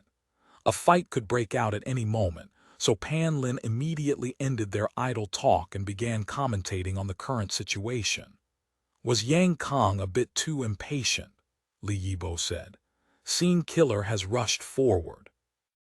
He's moving towards one autumn leaf's right side, Pan Lin passionately shouted. Oh, he's not directly going at him. Scene Killer rushed forward, but right when he was about to close in on one autumn leaf, he suddenly stopped and began to circle around, patiently looking for an opportunity. Ha ha, I thought so. Someone so experienced like Yang Kong wouldn't be so impatient. He should have enough patience to slowly wear down the opponent. Let's see how Sun Xiang is going to deal with this. Li Yibo laughed. Sun Xiang's moved. One autumn leaf has rushed forward to meet Scene Killer. Pan Lin shouted. Tusk, tusk, young people, young people. Li Yibo sighed with sorrow. He's opened with Sky Strike. Scene Killer leaped back to avoid it and used Shining Cut to counter. This time, what? Interrupt. Sun Xiang actually used Dragon Tooth to interrupt Shining Cut. That's too unfathomable. Everyone watching should know of Shining Cut's speed. For Sun Xiang to actually use Dragon Tooth to interrupt it, that's too terrifying. Coach Li, what do you think? Pan Lin was no longer commentating. He was hollering. Ah, he really is. A young person. This. Li Yibo was unexpectedly at a loss for words. Because for Dragon Tooth to actually interrupt Shining Cut, even he didn't know what type of crazy skill that was. The King's Avatar Volume 2, The Beginnings of the Thousand Chance Umbrella, Chapter 92, Chapter 92, 1v3, Dragon Tooth interrupts him. Sun Xiang begins his counterattack. That was the neutral chaser from the Dragon Tooth. Ah, too bad. Scene Killer's dual swords blocked it. However, as long as the chaser explodes, then the additional effects will apply. Right now, one autumn leaf's movement speed has increased. Sky Strike, full swing, normal stab, double stab. Scene Killer dodged them all, but it looks like he's having trouble doing so, right, Coach Li? Pan Lin felt that Li Yibo hadn't said anything in a while, and customarily raised a topic to talk about. Yeah, Li Yibo agreed with great difficulty. Pan Lin couldn't sense that Li Yibo was a little unusual. The match was extremely intense. Sun Xiang's one autumn leaf used a normal attack to steal time for his skills to come off cooldown. He attacked again and again without stopping. Although he wasn't able to continuously hit Scene Killer was suppressed to the point that he didn't have any opportunities to fight back. In this process, Scene Killer was hit a few times by one autumn leaf. As Scene Killer's life slowly dwindled, one autumn leaf's skills created 5 chasers that shot out and exploded. All of the additional effects buffed him, and the battle mage's specialty of the longer one fought, the stronger one got was displayed. It looks like Sun Xiang broke into one autumn leaf quite well, right? Pan Lin commentated while bringing up a subject to his honored guest after seeing that he wasn't speaking. Yeah, in the end, Li Yibo said this again. He deserves to be called a talented new player. Coach Li, do you think the current Sun Xiang's skill has reached the top-tier level? Pan Lin asked. This isn't so easy to say. All of the Alliance's top-tier experts use God-level accounts, but this is only Sun Xiang's first time controlling this type of God-level account, so I need to see a bit more before I can make a judgment. Li Yibo finally recovered. He became so absent-minded all because Sun Xiang's skill far surpassed his imagination. He suddenly felt that he had become outdated. Nowadays, he appeared every day on the program and talked big, discussing the players on paper. How long had it been since he'd touched glory? Had today's glory already developed to such a level? Thinking about his past commentating, there were frequently parts he didn't really understand and had to skillfully bring the discussion elsewhere. However, this time, Sun Xiang gave him a huge shock, so large that he even forgot to display his skill in pretending to understand when he actually didn't. The situation on the field was completely one-sided. Li Yibo's analysis of Yang Kong's advantages couldn't be seen at all. He could only see Sun Xiang's skill and one autumn leaf's dominance. His overwhelming offense completely sparked excitement in Happy Internet Cafe. Everyone was cheering loudly. Even Chen Guo was endlessly excited. "The battle god's still here." Someone suddenly yelled this out, and all of the spectators immediately responded. Everyone yelled it one after another in a rhythm. Even Chen Guo couldn't help but follow everyone and clap her hands, yelling with all her might. The commentating from the broadcast had already been completely covered, but did everyone still need commentating? No need. One autumn leaf's overwhelming offense didn't need to be explained to them. When Scene Killer fell under one autumn leaf's battle lance evil annihilation, the internet cafe's atmosphere reached its peak.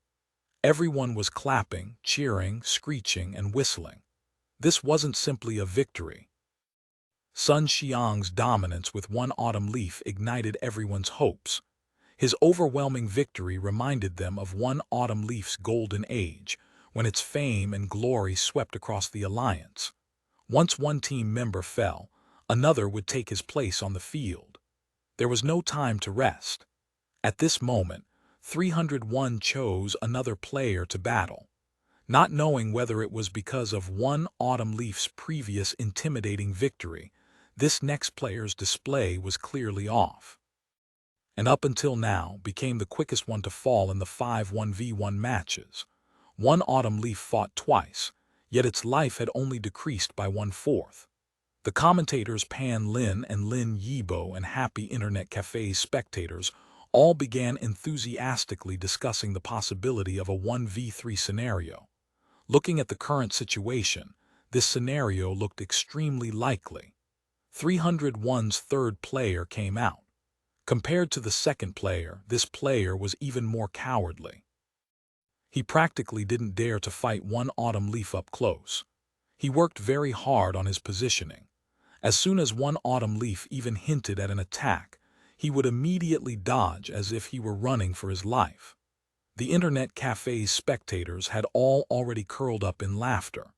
This third player looked as if he completely didn't dare to fight hand-to-hand with Sun Xiang, but had no choice but to put a brace himself. After coming up on stage, he didn't dare play around half-heartedly and cold only bounce around the stage looking very cute. "This guy really is cowardly. Ha ha ha ha," someone loudly commented. In a flash, the hazy 2 matches in the individual competition had already swept past everyone. 301's third player looked like a little clown, making everyone laugh. In comparison, it only made Sun Xiang's one autumn leaf look even mightier. "Brother Su, you're really making things very difficult." Sun Xiang sent out a message clearly jeering at his opponent. But from beginning to end, his opponent kept his guard up and ran around. It looked like he wasn't prepared to fight at all. Carefully, Sun Xiang spent a long time catching him. Feeling as if it wasn't good enough after his opponent fell, he sent another message. What was the point? Wasn't the end result the same? At this instant, everyone all had one thought. God damn, it's finally over. Pan Lin and Li Yibo were all holding back their fire watching this match. However, as commentators, they weren't allowed to insult players. In the end, they heard Pan Lin say, "Sun Xiang had a difficult time this round. Su Bin deserves to be called Grind King." Whether it be his match or his opponent, even the viewers out there and us commentators are all feeling extremely exhausted. However, this also reflects the spirit of pro players. In this match, even when there was no chance of success, we've all witnessed Su Bin's strengths. Li Yibo said. Right, I've really opened my eyes today, Pan Lin replied. The two continued to echo each other. They praised him on the surface but implicitly mocked 301's third player Su Bin. Okay, there's a bit of time to rest before the team competition. Let's all enjoy the highlights of Sun Xiang and his One Autumn Leaf's brilliant 1v3. The highlight reel rolled, while Pan Lin and Li Yibo commented a bit. Sun Xiang's third round versus Su Bin was even longer than the combined time for the first and second rounds. However, there was no shortage of highlights from the first two rounds. Pan Lin and Li Yibo couldn't help but make a few furtive attacks on 301's players. After the highlight reel ended, there was still a bit of time before the final and most important team competition. The program played a few ads, while everyone rested a little. They lined up to use the restroom, went over to drink some water, ran over to smoke a cigarette. People ran all over the internet cafe as if they were at a market. Chen Guo was clearly accustomed to this. She turned her head to look, and Ye Xiu was still as before, standing at the internet cafe entrance smoking a cigarette. The night sky shrouded over him as the cigarette light glowed and glowed, making him seem very lonely. But the problem was, there was clearly space here. Why did this guy need to stand at the door and look so pitiful? Chen Guo couldn't restrain herself. She headed over to Ye Xiu and called out to him. What are you doing here? Ye Xiu asked.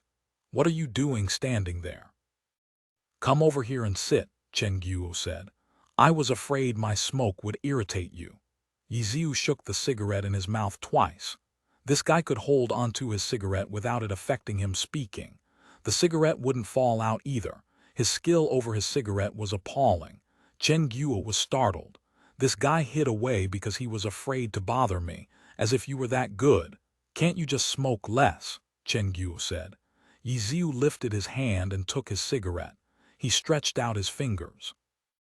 Smoke drew out an arc in the night sky and then was accurately thrown into the trash can. Following after, Ye Xiu walked back in to sit down. Chen Guo looked towards him and didn't say anything to him in the end. The broadcast had also finally entered into the most important part of each match, the team competition. In most circumstances, each team had 6 main players to ensure that they could fight in all 3 parts of the match. The Glory Professional Alliance set up a rule that a limit of 9 players could sign up for one match. Before the match began, the list of names would be announced. As a result, most clubs had 9 to 11 pro players in a team. Although there were times when a few of the poorer new clubs had the minimum of 6 players, they would quickly expand their numbers.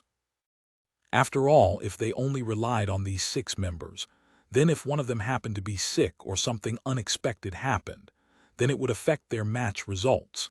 In the clubs currently in the Professional Alliance, they all had at least one famous and outstanding shot caller supplemented by 5 reputed players. Besides these 6 players, everyone liked to sign on and nurture a few newcomers with potential. There were many ways to find potential newcomers. Some recommended themselves. Some were discovered through non-pro matches. Some were exceptionally accomplished players in Glory's arena. In short, after drawing lessons from past eSports scenes, the Glory Alliance operated smoothly for almost 7 years. There was a relatively developed system for everything.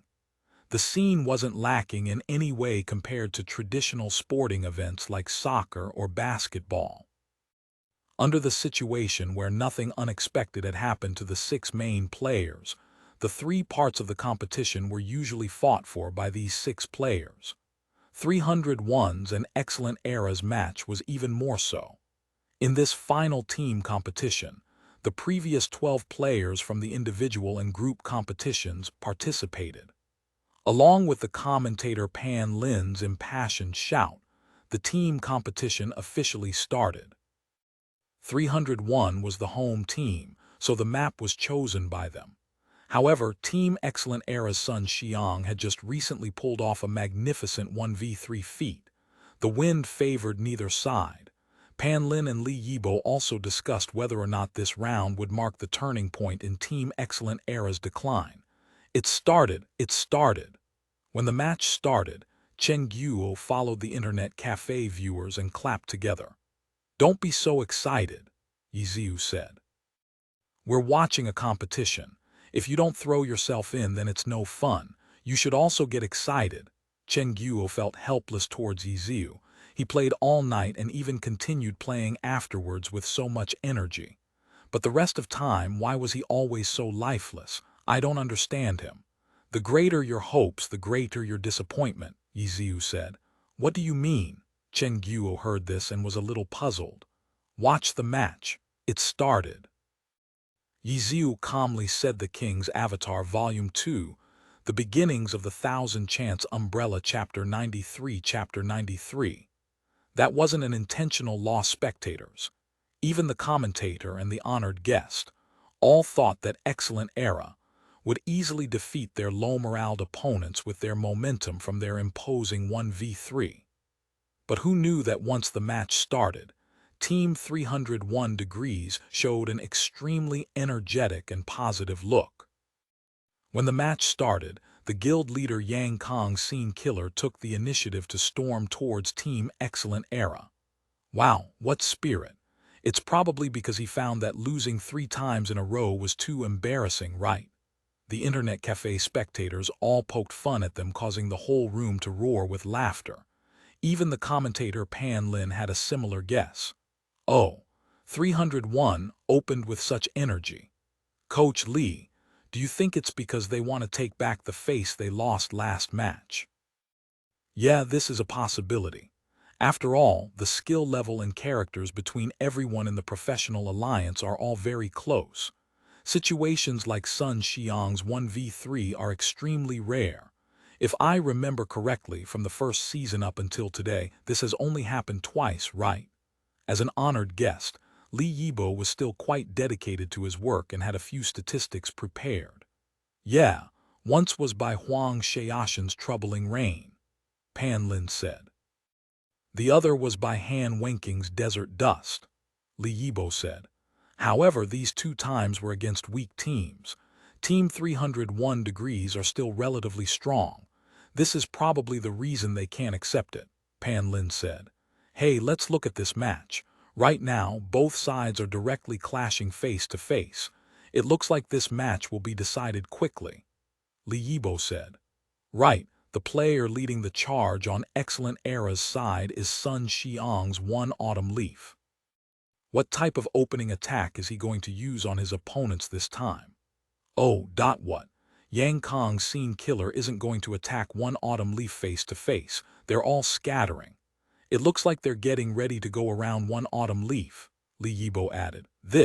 If the 5 are scattered, no matter how skilled Sun Xiang is, there's no way he can block these 5 players at the same time," Pan Lin said. "It's a team competition, no. You can never count on one person to win it," Li Yibo said. "Yeah, Team Excellent Era's other players are all getting ready to confront their opponents." "Oh, what? They're running now?" Pan Lin was astonished. "I don't understand what 301's planning to do." Li Yibo was also puzzled. "Nice. Sun Xiang's One Autumn Leaf has finally tangled with an opponent. Let's see how long his opponent can hold. In theory, there's no one on 301 can contest with Sun Xiang's One Autumn Leaf one-on-one," Pan Lin said. 301's players should be coming back to save him. If someone is killed off in the beginning of the match, then it'll make things very difficult for them," Li Yibo said. "I understand 301. It looks like they're not attaching any importance to the strength of Sun Xiang's One Autumn Leaf," Pan Lin said. "Wait a second," Pan Lin suddenly shouted. "Who is One Autumn Leaf facing?"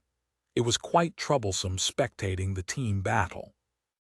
The characters were all in a mess and often changed positions. It was often difficult to tell who was who.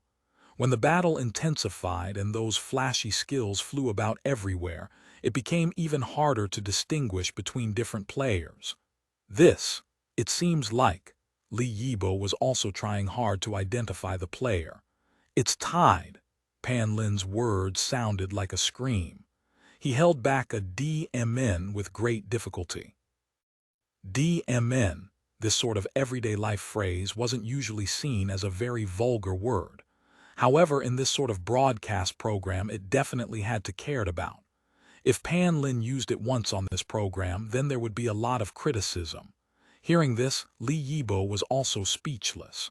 All of the spectators were all completely speechless too. Tide, Grind King Su Bin's character. Did we make a mistake?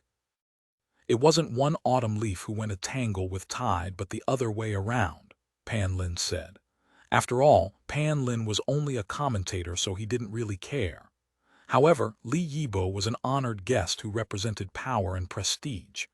Him admitting to his mistake would make it seem like he had lost a lot of face. As a result, he immediately started evading the subject, and after randomly saying a yeah, he followed. This Su Bin really is unusual. There are very few players in the professional alliance who use knights, that type of solely defensive class. He could probably be considered the most outstanding among them. But isn't it hard to display this type of class's strength in a PvP setting, Coach Li? Pan Lin smoothly picked up the topic. Correct. Li Yibo finally brought back a bit of his power and prestige. Right now, Su Bin's Tide is fighting Sun Xiang's One Autumn Leaf. Yang Kong's Scene Killer has also avoided being tangled with 3 of Excellent Era's players. His target is Dancing Rain, Su Macheng's Dancing Rain. Who would have thought? So 301 has placed Dancing Rain as their #1 target. This, Li Yibo was clearly quite puzzled. Whether it was towards determining skills or analyzing tactics, he felt that they were becoming harder and harder for him. This sort of situation intensified year after year. In every match, he would always come across a few awkward moments where he had to use his evasion tactics to resolve them. Fortunately, he saved some trouble this time because the match was so intense. There was simply no time for him to reply to Pan Lin's stream of questions. He immediately said the following commentary. Beautiful. Yang Kong's Scene Killer turned 2 times beautifully in the air to dodge Dancing Rain's 2 shots. He lands and rolls, a shining cut. He perfectly dodged another shot. He's closed in, Dancing Rain's about to be in his range. Oh, Su Macheng's reactions are very quick.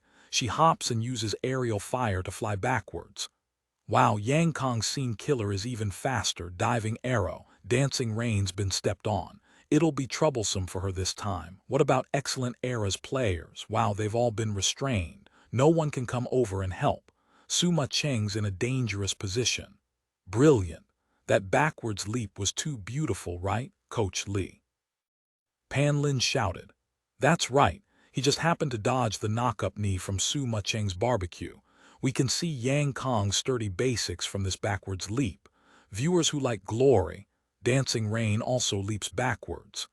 In such an intense battle, Li Yibo still wanted to give the viewers a lesson, but Pan Lin heartlessly interrupted his commentating. Open fire. Dancing Rain finally used aerial fire to fly backwards. Dodged again. Even with such a short distance between them, Yang Kong's Scene Killer was still able to dodge it. Shadow Move and Swift Run. Glory's quickest movement skill on the ground. Its speed surpasses aerial fire, and Scene Killer instantly closed the gap with Dancing Rain. Dancing Rain still can't break away from him. Pan Lin continuously gasped. Happy Internet Cafe, on the other hand, was completely silent. They had originally thought that Excellent Era would utterly destroy Team 301. Who knew that such a situation would unfold? Currently, even the normal players who weren't listening to the commentating or expert analysis could tell that 301 had the absolute advantage. Excellent Era's 5-player team had been split into 3 parts. Grind King, Su Bin's Tide was wrapped around Sun Xiang's One Autumn Leaf. Gao Jai and 301's other 2 players were fighting Excellent Era's 3 players in a 3v3. For the moment, it was difficult to see what the outcome would be in the 3v3. But the worst situation was in the final split. Yang Kong's Scene Killer versus Su Macheng's Dancing Rain. Su Macheng was the true target 301 wanted to isolate. Dancing Rain was also the first target they wanted to kill off. Possessing the longest firing range, the launcher wasn't like the sharpshooter, which had several close combat skills. Dealing with an assassin's close combat attacks would be extremely difficult. It would also be impossible to break away from. How could it be like this? Seeing her idol in such a predicament, Chen Guo was the most worried in the internet cafe. She couldn't help but tightly grip onto Ye Xiu and discuss with him. 301 clearly understood Sun Xiang and One Autumn Leaf's strength. They had never looked down on him from the start. Ye Xiu said, "What?" With Sun Xiang and One Autumn Leaf overseeing the group competition, they knew that they had a very small chance of winning, so they simply gave up on the group competition. Ye Xiu said, "So you're saying that they had intentionally lost the previous group competition?" Chen Guo was astonished. "They didn't intentionally lose. They gave it up." Ye Xiu corrected Chen Guo. "This is one option as an overall tactic. Them losing the group competition was already arranged by them." The first rounds Yang Kong plays delicately and quickly. When he fought with Sun Xiang, he effortlessly brought up Sun Xiang's hand speed to excite Sun Xiang. Afterwards, the second player lost extremely quickly. This stirred up Sun Xiang's arrogance.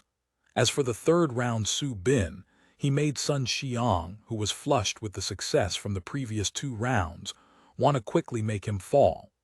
In this round, his hand speed exceeded his hand speed when he fought with Yang Kong.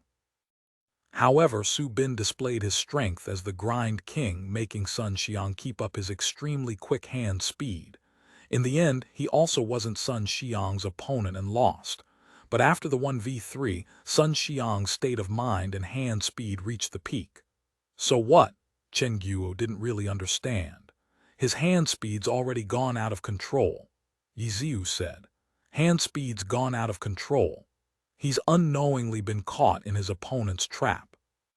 To put it simply, he's already in way over his head." Ye Xiu said, What then? There are a lot of possibilities. To say the least, his excessive excitement will mess up his coordination with his other teammates. He had just recently joined Team Excellent Era, so his synergy with the other members isn't that good yet. Him being excited to this degree is already fatal. The team competition has never been decided by a single player. It has always depended on the team's strength. 301's current tactic is to isolate Su Macheng and put her Dancing Rain as the priority target. But seeing this arrangement, it looks like the first target they isolated was Sun Xiang. But if we were to rank 301's priority targets, he would probably be last. Why? All in all, his strength is tyrannical. If Su Bing continues to grind him down, then under such a violent hand speed, it looks to me that his hands will cramp up. Although 301's team captain is Yang Kong, a lot of their tactics are actually done with Su Bin as the focus. This is a team supported by 2 core members. Ye Xiu said, "For both of their 2 strongest core members to appear in the group competition, do you still think that they intentionally lost?" The King's Avatar Volume 2, The Beginnings of the Thousand Chance Umbrella, Chapter 94. Chapter 94. Dropping the ball at a crucial moment. Losing the group competition was unavoidable, but 301 has always looked towards victory. Their outstanding display in the group competition will lead them to the path for victory in the team competition. The most important part of this battle actually lies in the second part. Moreover, it's not about winning, it's about losing, Ye Xiu said.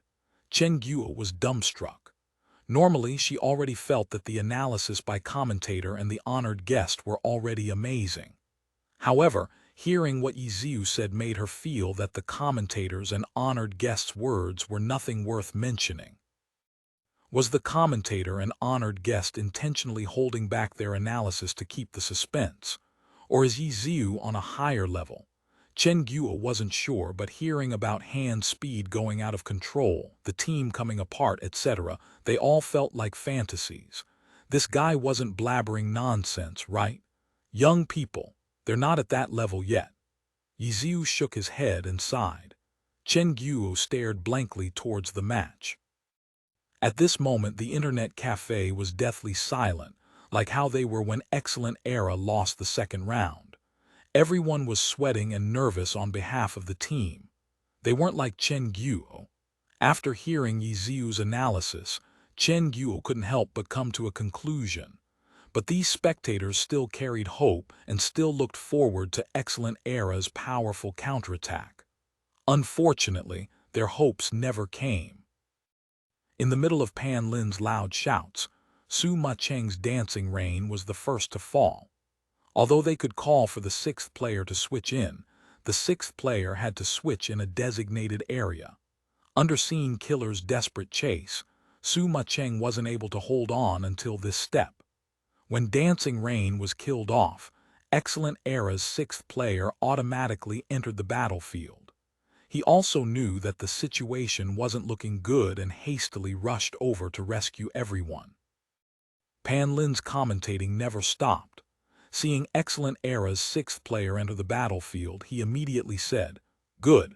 Excellent Era's sixth player has entered. Yeah, the player who's come. He Ming's merciless magic and elementalist. Coach Li, do you think He Ming will be able to reverse Excellent Era's current situation?" Yeah, the sixth player often becomes the turning point in the team competition. However, Excellent Era weren't the ones to actively decide for a substitution. He Ming automatically entered the field. This in itself is already trouble for them. In addition, 301 has certainly prepared for this step. He Ming himself also isn't a top-tier player. His merciless magic isn't one either.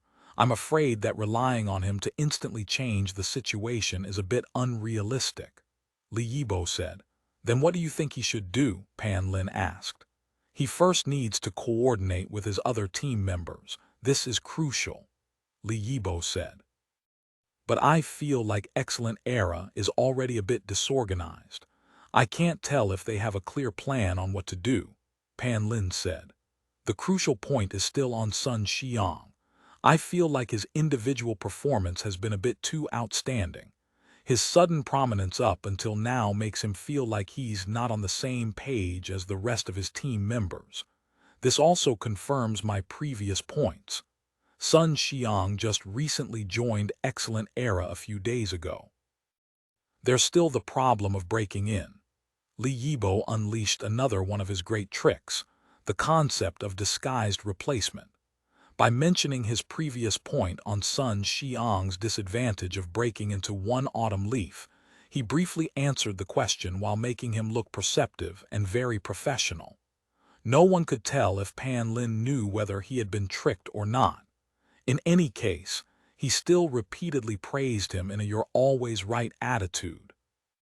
At this moment, Chen Guo turned her head and looked at Ye Xiu in astonishment. What the professional honored guest had said was the same as what Ye Xiu analyzed. However, they were a bit different too. The honored guest had said that the team was coming apart because of the issue of breaking in, while Ye Xiu said that the reason was because it had been set up that way by their opponents. Good. Next up, let's see if He Ming's addition will turn the tables for Excellent Era. Pan Lin continued to commentate on the match. Chen Guo didn't ask any further. Although her idol Su Ma-cheng had already been defeated, she still had hopes for the substitute He Ming. Go, go, go! The spectators in the internet cafe all thought this to themselves, but no one yelled it out. They seemed as if they were afraid that the players on stage would hear them and be disturbed. The only sounds remaining in the internet cafe were the sounds of fighting in the matches and the commentating. After He Ming entered the field, he cast magic all along the way, having learned from Su Ma-cheng's mistakes. And this made things very difficult for Yang Kong's Scene Killer, who needed to be up close to assassinate. The elementalist used everything he had to prevent Yang Kong from closing in. Keeping this sort of quick tempo all the way through, he met up with his team's players. He Ming's display drew praise from honored guest coach Li. Hearing it, happy internet cafe's spectators all became restless again. It looked as if they saw another hope for victory, and the atmosphere immediately brightened up. Right when it seemed like He Ming's merciless magic was about to join forces with Excellent Era's other characters, a sudden bang rang out. The scene on the massive projection curtain disappeared along with the working sounds of every computer in the internet cafe. The few lights that were on also died out. The entire internet cafe suddenly turned pitch dark. A sudden clamor of noise. The just recently excited viewers instantly exploded. Screeches, whistles, etc. They were all there. Many of them were loud shouts asking, "Cafe manager, what's going on?" Amidst all of the yelling, the internet cafe's emergency lights lit up and everyone was free from the darkness. Once the emergency lights lit up, some people were able to figure out the reason, a blackout. How did that happen? Chen Guo went outside the internet cafe to look at the streetlights. They were still brightly lit. Some of the guests patiently waited. Some of them were loudly asking for the situation. Some even immediately got up and left. "Little Li, go check if the circuit breaker was tripped." Chen Guo called the cafe manager to go look. At this moment, the second-floor customers also found their way down to ask what the situation was. Little Li quickly returned. The circuit breaker was still in a good condition. She didn't know what the problem was. Chen Guo saw that there was nothing she herself could do to fix it and could only wait for the repairman to come. Once the customers all got the news, they immediately rushed like the tides to the reception desk in a hurry to pay their bills and leave. "There's no electricity, how are they going to pay?" Ye Xiu was originally next to the reception desk. Because the crowd rushed forward, he was immediately squeezed onto the reception desk and had to ask Chen Guo. Manually, how else? Chen Guo's situation was the same as Ye Xiu's. She was also pushed onto the reception desk while answering Ye Xiu's question. She turned her head and roared, "Don't squeeze. Line up one by one." A customer who was tightly pressed behind Chen Guo recognized her and felt embarrassed. "There's nothing I can do, lady boss. I can't move, see for yourself. If you take the chance to lean onto my body again, I'll kill you," Chen Guo threatened. This brother was of good quality. He really wasn't doing it on purpose. After being threatened by Chen Guo, he alone had to hold back the huge army as if he were Zhang Wuji against the 6 major sects. He was in unspeakable pain and miserable beyond words. Luckily, it was at the peak of the evening, the time when there were the most employees on duty. They came one after another to help the customers settle their bills and find change. Chen Guo wanted to squeeze through the crowd to get behind the reception desk, but was unsuccessful. Looking to the side, Ye Xiu was also struggling in the crowd. With great effort, he was able to free one hand, and inside his hand was shockingly a cigarette. "You're going to smoke at this time." Chen Guo saw Ye Xiu deliver the cigarette into his mouth and turned furious. What was this guy? "What else should I be doing?" Ye Xiu said. Seeing that he had no lighter in his hand, he called the little sister at the reception desk. Come here, come here. Help this brother light a cigarette." "Ignore him," Chen Guo said. The little sister obviously listened to her boss and ignored Ye Xiu. But in the end, a caring person to the side said, "Brother, I have a lighter here." Thank you, thank you." Ye Xiu borrowed the lighter and lit his cigarette. After sucking in a mouthful, he cast a glance at Chen Guo. Chen Guo spat blood. While this beast was happily smoking, she was crammed tight until her chest was almost flat. Luckily, order was quickly found. After forcing her way to behind the reception desk, Chen Guo let out a sigh. Wielding his employee status, Ye Xiu was also able to get behind the reception desk. He didn't do a thing and just stood there smoking. Chen Guo had her hands full manually settling the customer bills. Seeing that this guy was still smoking there so easily and comfortably, she immediately ordered him, "Go call the repairman to come over." "What number?" Ye Xiu asked. Look it up yourself. Chen Guo handed over her cell phone. Ye Xiu took the cell phone and opened the contacts list. Starting from letter B, Repairman 1, Repairman 2, Repairman 3, Repairman 4. Which repairman? Ye Xiu asked. 4. Chen Guo said. Boss, you're a genius. Ye Xiu worshipped. Flipping open Repairman 4, sure enough, it was the electrician's number. The other side asked for the situation, the address, and said that there just happened to be someone nearby and could conveniently come and look. After hanging up the phone, he informed Chen Guo of the situation. Chen Guo nodded her head and didn't say anything more. The customers were gradually sorted out. After hearing that they had called an electrician and that he was coming over, some of the addicted customers unexpectedly waited instead of leaving. However, this was just a small minority. Most of the customers quickly left. Chen Guo saw that even if the electrician came and fixed the electricity, she wouldn't know what time it would be by then. She waved her hand saying that they would get off work early today. The employees in midshift happily left. They definitely didn't care. On the other hand, Ye Xiu looked quite worried. He'd even run outside from time to look around. Someone found their way downstairs and said, "What happened?" "Nothing much, a power outage." Chen Guo heard the voice and knew that it was Tang Ru. "Ah. A power outage, can it be fixed?" Tang Ru said. "They said that someone nearby would come, but it's been quite a while and no signs of him yet." Chen Guo said. "Really? Then why isn't he here yet?" Tang Ru immediately went out the door to look and happened to come across Ye Xiu, who had just come back after looking outside. Chen Guo looked. These two reacted so similarly. They cared so much about the internet cafe. Chen Guo felt very warm in her heart. After looking outside and running back, Tang Ru immediately asked Ye Xiu in disappointment, "If there's no electricity, then we can't level up." "Right." Ye Xiu also knitted his brows in worry. "This is a very tense moment where I need to rush to level 25. Boss, why did this lousy internet cafe have to drop the ball at such a crucial moment? Both of you go to your rooms and sleep." Chen Guo stamped her feet furiously. The King's Avatar Volume 2, The Beginnings of the Thousand Chance Umbrella, Chapter 95. Chapter 95. Unexpected guests. I just got up. "Why should I sleep?" Tang Ru said. "I'm feeling pretty good," Ye Xiu said. "When did you wake up?" Tang Ru asked. 8 o'clock. The two chatted, each minding their own business, making Chen Guo speechless in anger. At this moment, the internet cafe door opened and an uncle came. "Is it you guys with no electricity?" Ye Xiu and Tang Ru were overjoyed at the turn of events. They both welcomed him, nodding their heads and bowing. Yeah, uncle, you've arrived." "What happened?" The uncle carried his toolbox and entered. "You two take care." Chen Guo was already done with these two.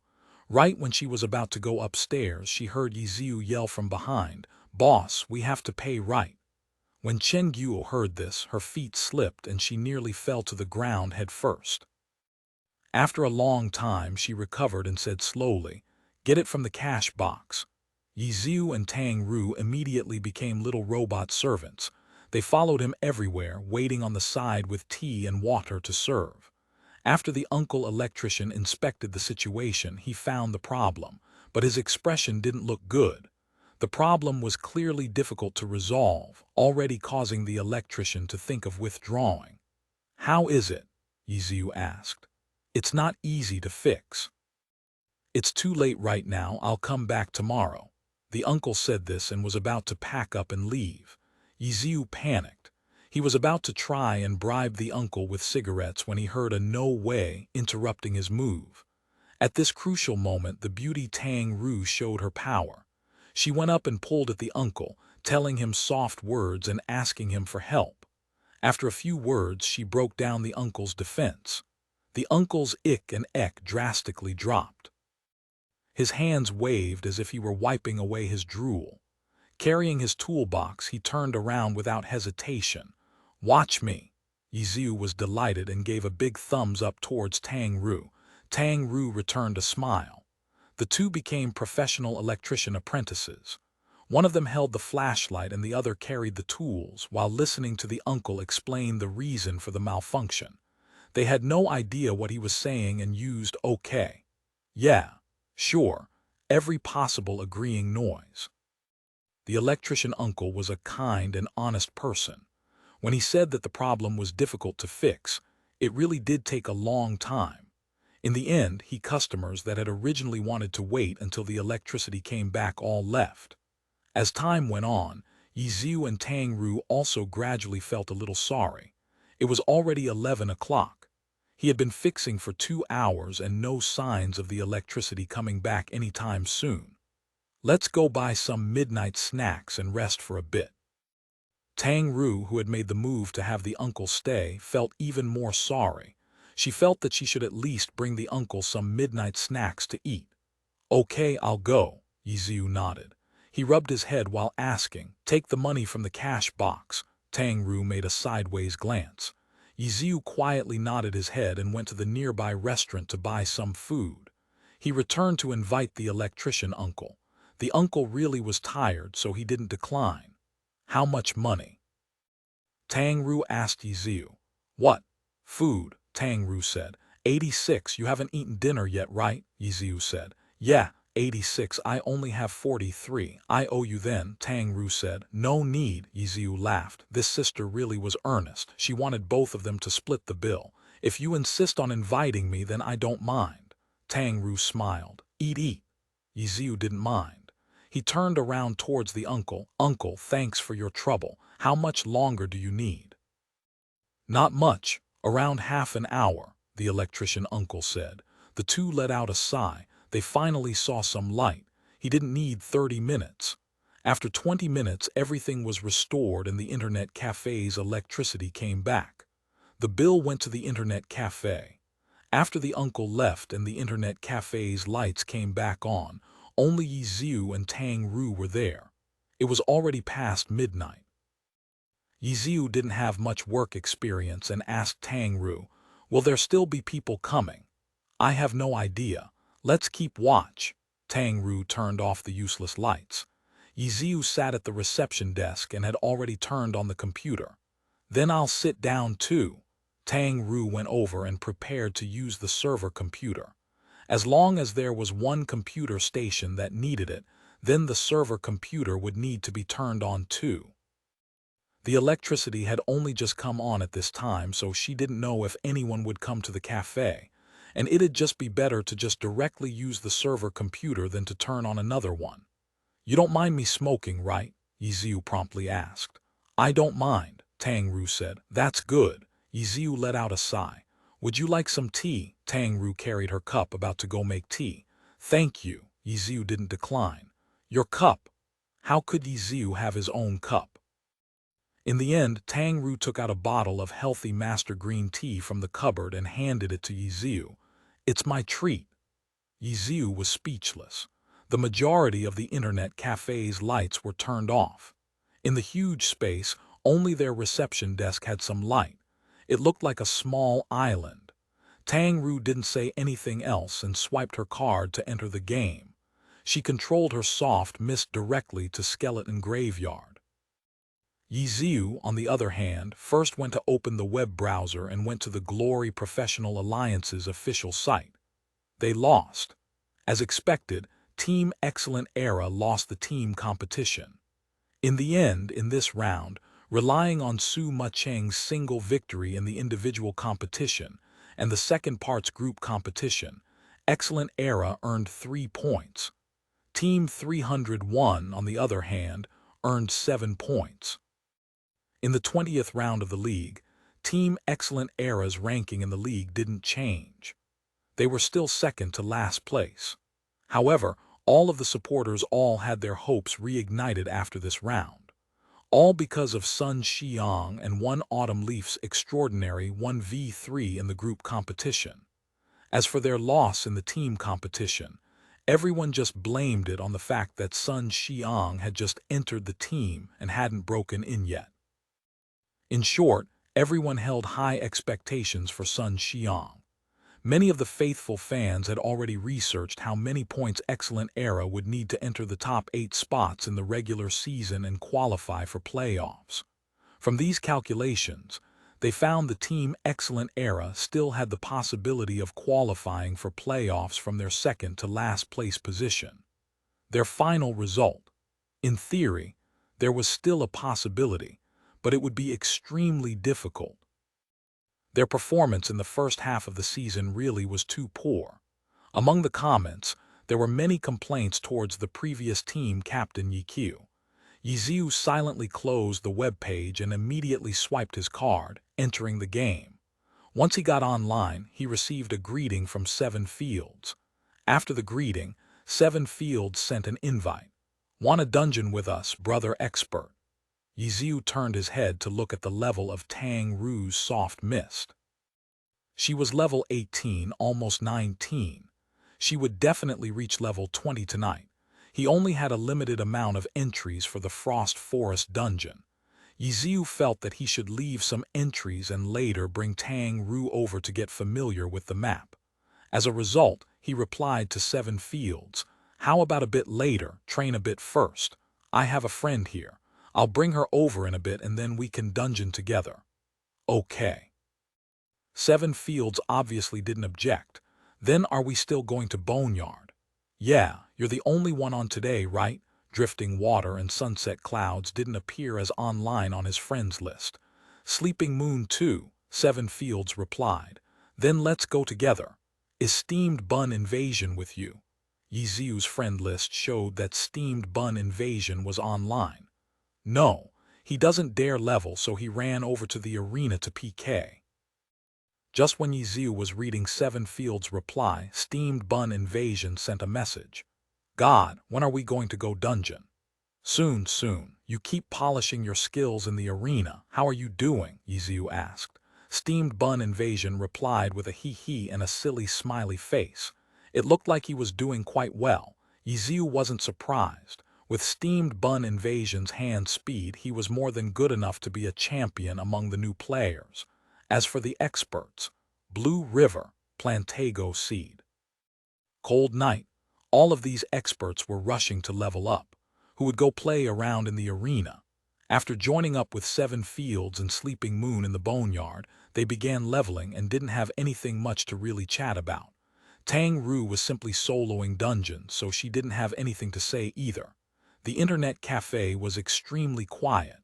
Only the two people's mouse clicking and keyboard tapping could be heard. This sort of atmosphere stayed for about an hour. Suddenly, they heard footsteps. The two shifted their gaze from their computer screens to the internet cafe entrance. It was almost 2 o'clock in the morning and there was unexpectedly a customer. The person at the entrance glanced inside the internet cafe and then turned around and called in pleasant surprise, "Brother Hao, the internet cafe's empty." While he said this, 3 more people walked to the entrance. They looked inside the internet cafe. The previous person already rushed towards the reception desk where there was light and asked, "Are you guys open?" If there were customers, then they had to do their work. Tang Ru ignored them. She was here to play the game. She wasn't on night duty. The one with the night shift was Ye Xiu, so Ye Xiu was in charge of the customers. Ye Xiu immediately stopped playing. He brightened up the lights at the reception desk and greeted, "How many guests are with you?" He raised his head and saw 4 people. Ye Xiu was startled. He completely recognized the 4 of them. The person who had just been talking with him was called Chen Yehui. In glory, he was Excellent Dynasty's guild leader. The 3 others that came with him, Liu Hao, Wang Zi, Fang Fengren, were all pro players in Team Excellent Era. The 4 people's faces were all flushed and looked a little drunk. When they walked in, their angle just happened to be unable to see Ye Xiu, who was blocked by the computer. But they could see Tang Ru and their eyes all brightened. When the 4 walked forward, Ye Xiu continued to sit calm and collected. That Liu Hao walked at the very front. Supporting his body with the table, he stretched out his neck and after glancing at Tang Ru's computer screen, he immediately laughed. "Sister, you play Glory?" Tang Ru turned her head and took a quick look at him. After smiling and saying, "Yeah," She turned her head back and continued playing. Cough. Liu Hao coughed for no reason. It looked like he was trying to get her attention. He followed up as if nothing had happened. You play pretty well. Thanks. Tang Ru turned her head and smiled politely at him. Soon after, she ignored him again. Liu Hao was puzzled, extremely puzzled. If she played Glory, how could she not recognize him? He himself was a great and famous pro player. With such a short distance between them, and the lighting being good as well could it be because his hairstyle was a little different today. So puzzled. The people behind him tugged at his clothing twice. Liu Hao turned his head and saw that the two people behind him looked uneasy. They were looking to the side with a meaningful glance. Liu Hao turned his head and looked. He saw Ye Xiu with a cigarette in his mouth heading over towards them. Are you going to use the computers? Ye Xiu asked the King's Avatar Volume 2, The Beginnings of the Thousand Chants Umbrella Chapter 96 Chapter 96. Because you made mistakes. Liu Hao was also startled. He looked like he didn't believe what he was seeing. After a long time, he recovered and suddenly grinned. What a coincidence. It's actually Brother Yi. Brother, you're here as a cafe manager, Liu Hao said, 30% astonished and 70% in ridicule. Yup, Ye Xiu laughed. Oh, how is it? Is it hard? How much money do you earn every month? Liu Hao asked as if he were very concerned about Ye Xiu. 1,800, Ye Xiu said. In Chen Guo's internet cafe, most employees had a monthly salary of 1,500 yuan including food and shelter. For someone like him who had just arrived, this was quite good. Ye Xiu earned an extra 300 because he was there full-time for the night shift. Whoa! Liu Hao acted extremely worried. 1,800. Isn't that a little tight? Do you have enough money for your cigarettes every month? If you don't have enough, then you don't have to be polite. Come look for us, brothers. We're not that far away anyways. You just have to cross the street and walk a bit. No, Liu Hao said. Okay, Ye Xiu said as if everything was normal. On the side, Tang Ru could hear that this wasn't any ordinary conversation. Something was fishy about this customer's tone. She turned her head and asked Ye Xiu, "Your friends?" Right when Ye Xiu was about to answer, Liu Hao stole it away. Hey, don't flatter us as his friends. How could we dare be friends with Brother Yi? To be more accurate, we're only Brother Yi's underlings. Ye Xiu remained silent as before. His gaze was locked straight onto Liu Hao. Liu Hao immediately retreated back a step and made an exaggerated expression of alarm. Wow, it's that look. It's that look again. Did you guys know? Once Brother Yi makes that look, then that means he's going to teach me a lesson. Oh no, oh no, oh no. That excellent dynasty guild leader Chen Yehui immediately took the opportunity. Brother Hao, he can't teach you any more, right? Right. Liu Hao made another exaggerated expression. How could I forget? You're already no longer the team captain. Oh no, what are you going to do now? Brother Yi, you definitely want to say a few words to me, right? But what a pity. I don't have to listen to anything you say now. Ha ha ha ha. Mister, did you drink too much? Tang Ru showed her rare impolite tone.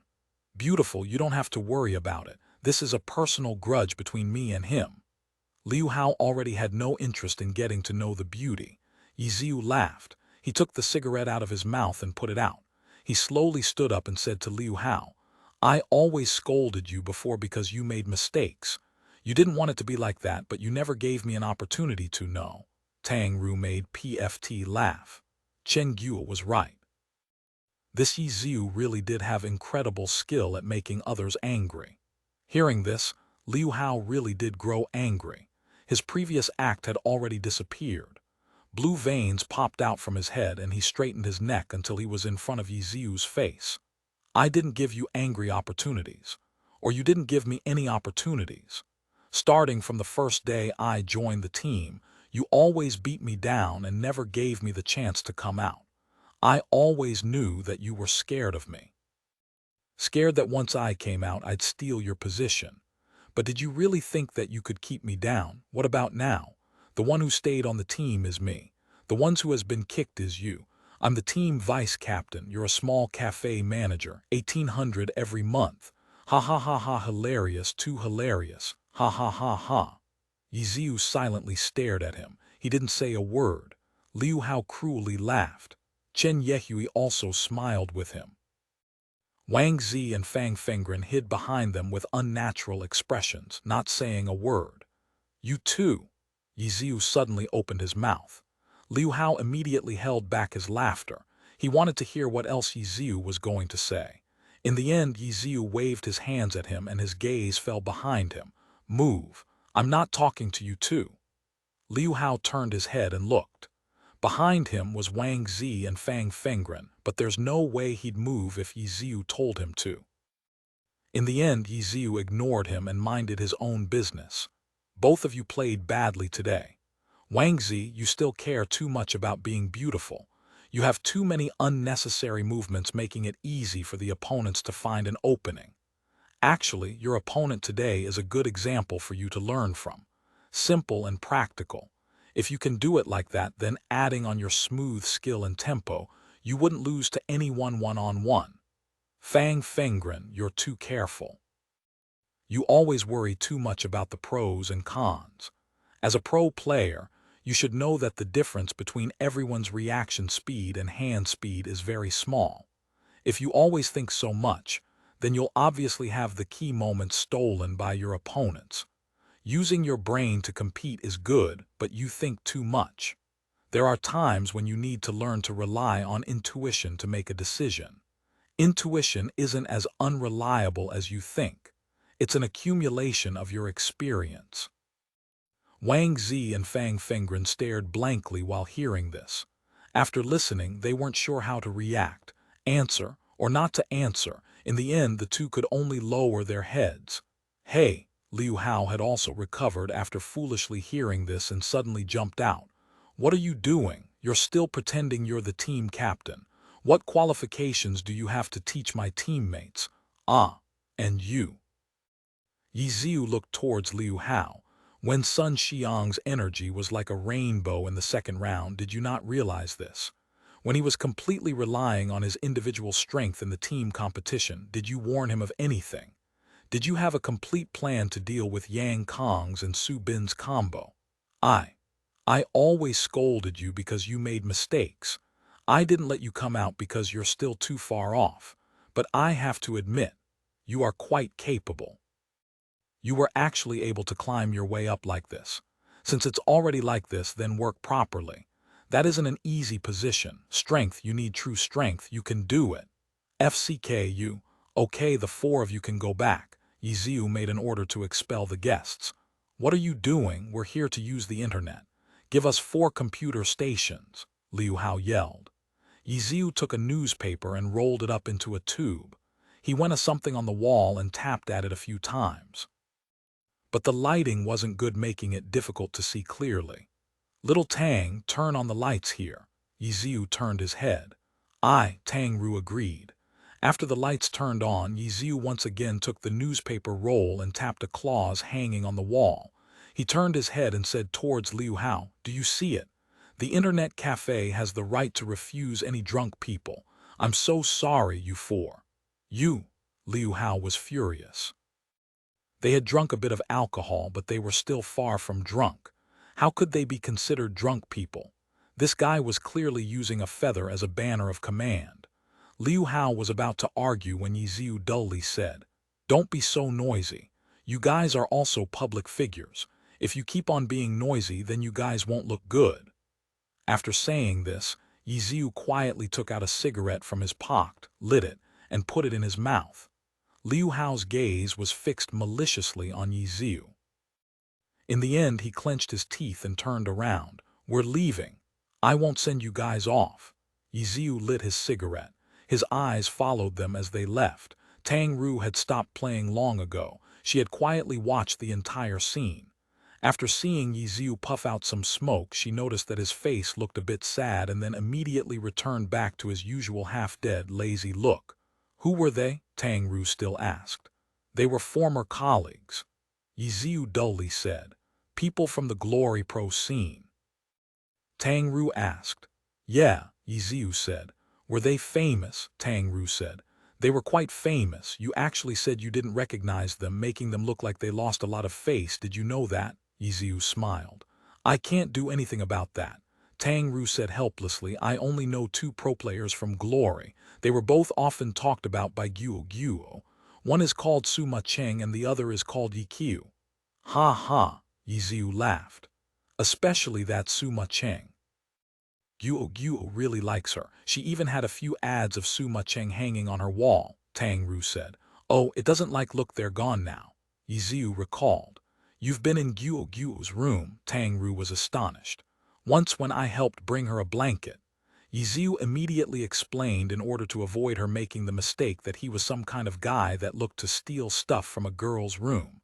Oh, she fell asleep on the sofa again. Tang Ru was experienced. Yeah, is she always like that? Ye Xiu asked. Pretty much every day. She's probably sleeping on the sofa right now, Tang Ru said. Shouldn't you go check on her? Ye Xiu said. You're fine. Me, do you really think I'm not? Ye Xiu asked a question in reply. It was just a small scene. I can sail against any strong storm, Ye Xiu laughed.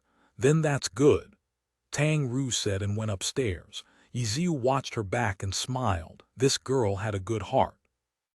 She was even afraid that he wasn't feeling good and talked about this and that to accompany him for a bit. Tang Ru went up and came back down after a short while. After coming over, she declared, my guesses were correct. She was asleep on the sofa. Tusk. Ye Xiu sighed. His hands were already focused on playing the game. Tang Ru also continued to run the dungeon non-stop. After quietly playing for a while, she suddenly asked, will they come back later? No, Ye Xiu said. Why?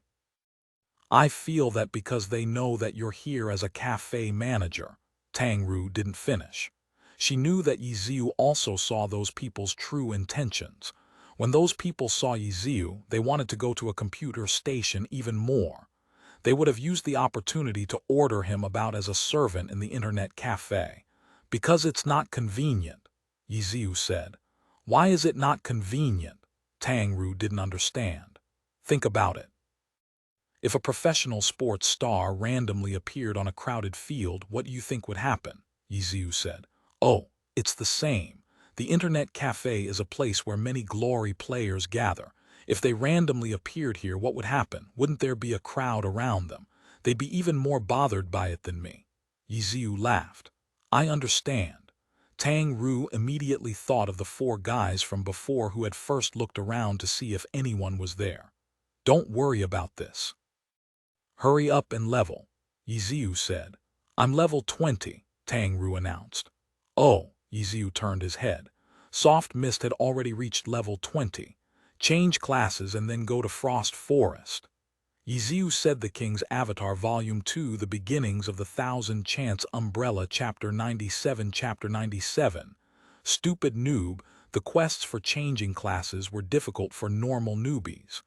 They would often need to try it again several times before succeeding. But for Tang Ru, who had quick hand speed, it wasn't difficult at all. She easily completed the quests for changing classes and Soft Mist officially became a battle mage. Where are you? Tang Ru asked Ye Xiu. Ye Xiu sent some coordinates over to her. He, Seven Fields, and Sleeping Moon had already rushed over towards the dungeon. In addition, he sent Steamed Bun Invasion a message to come over too. But Steamed Bun Invasion had already become addicted to PK in the arena as if he were Dugu Kyubai. He was actually unwilling to go dungeon. There was nothing Ye Xiu could do about this noob. No matter what a noob played, he'd quickly become addicted. No matter what a noob played, he'd find it fun. While hurrying on, Ye Xiu sent a message to Tyrannical Ambitions guild leader Cold Knight, asking him if he had gotten a hold of the information on Excellent Dynasty's party. Not yet. It's not easy finding what equipment they had, Cold Knight replied. Glory didn't have any setup to directly check a player's information. In order to figure out a stranger's equipment, you had to be very familiar with equipment and then examine the clothing on a character. Cold Knight was quite meticulous for this task. He sent an equipment specialist from his guild to study those 5 players' equipment. Their classes then. You should at least know their classes by now, right? Ye Xiu asked. That wasn't hard to find. Yeah, we've already found it. Gray-Black is a spellblade, Sea Breeze is a sharpshooter, Inherit is a striker, Nowhere to Run is a witch, Purse is an elementalist, Cold Knight said. Okay, got it. Ye Xiu replied. The corners of his mouth were grinning carelessly the whole time. Spellblade, Striker, and Sharpshooter just happened to be the classes that Liu Hao, Wang Zi, and Fang Fengren used. When he saw that these three and excellent dynasty's guild leader Chen Yehui were together, Ye Xiu had already suspected this. Now that he got the info, sure enough, the 10th server's Frost Forest clear record was indeed done by pro players. But these three really did have a lot of free time. To actually come out and clear Frost Forest, that sort of low-level dungeon, what exactly were they planning? Just for fun. Ye Xiu couldn't think of the reason why at this moment. If they wanted to play for fun, then they could have just gone to the heavenly domain to play. Was it possible that they just did it because they wanted the pleasure of setting a new record? If it was like that, then Ye Xiu had to blush with shame on behalf of them. To challenge the record for the new server's Frost Forest, that was like if an NBA basketball star came to a high school match to determine the winner. How shameful was that? But no matter how shameful that was, pro players coming out really was different. They had set the all-time record for Frost Forest in all 10 servers. In fact, in each of the servers, there were many dungeons where the final record was set by pro players. Moreover, they were also the highest records in all of the servers. However, these records weren't admired by anyone. On the contrary, players were actually angry at them. These records set by pro players were clearly better than normal players by a large margin. No matter how hard a normal player tried, they wouldn't be able to beat it. They lost the chance to get the rewards for setting a new record for no reason. Of course they wouldn't be happy. What happened to pro players? Pro players didn't compete in the alliance and ran to the game to bully others. The forums were once filled with these posts, making the pro players that set new records look extremely bad and making them not dare to say that those records were set by them. The characters that set the records became disused and basically became characters hated by everyone. In reality, these pro players didn't mean to be bullies. They had just casually played because they were bored. They didn't think that they would have caused such a ruckus. There were even conspiracy theorists. They thought that the game company invited these pro players to deliberately set impossible-to-beat records, so that players wouldn't be able to set a new record and grab the rewards. The game company had taken a bullet even though they weren't involved, as if they received an unjust treatment like Liu Yuzu. They had received unjust treatment. When the anger was at its peak, they even had to go out and explain it. In the end, they had to negotiate with the Professional Alliance, and the Professional Alliance made a statement saying that pro players were not allowed to do this sort of thing. But a statement was just a statement and no one monitored it. As a result, it all depended on the pro player. However, to be honest, pro players didn't really have any interest in setting this sort of record. After this mess, such an act became even rarer. After all, if the record was clearly made by a pro, then millions of players would hate them. Only those mentally twisted guys would like that sort of feeling. So for those three to set the Frost Forest record, Ye Xiu really didn't think too much of it. Seeing that they were together with Chen Yehui, it was probably Chen Yehui who mentioned it, so the three just conveniently played around. Low-end dungeons had their good points. Although it made them seem even more shameless, not many people paid attention to low-end dungeons. Are you there yet? Ye Xiu turned his head to look at Tang Ru's screen. His group of three had already arrived. They were currently waiting for Tang Ru and Steamed Bun Invasion. On the way, Tang Ru said. Do you know the way? Tang Ru was still a noob, so Ye Xiu was afraid that she didn't know the way there. I know. it looks like Tang Ru wasn't that noobish. Outside of the dungeon, the 5 players met.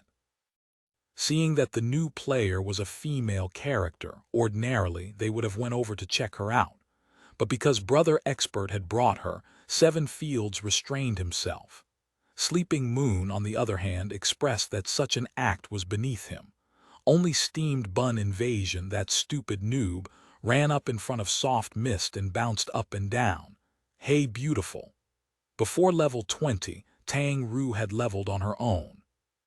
Previously, when she played with Chen Guo, she was only controlling the character and had never communicated with others.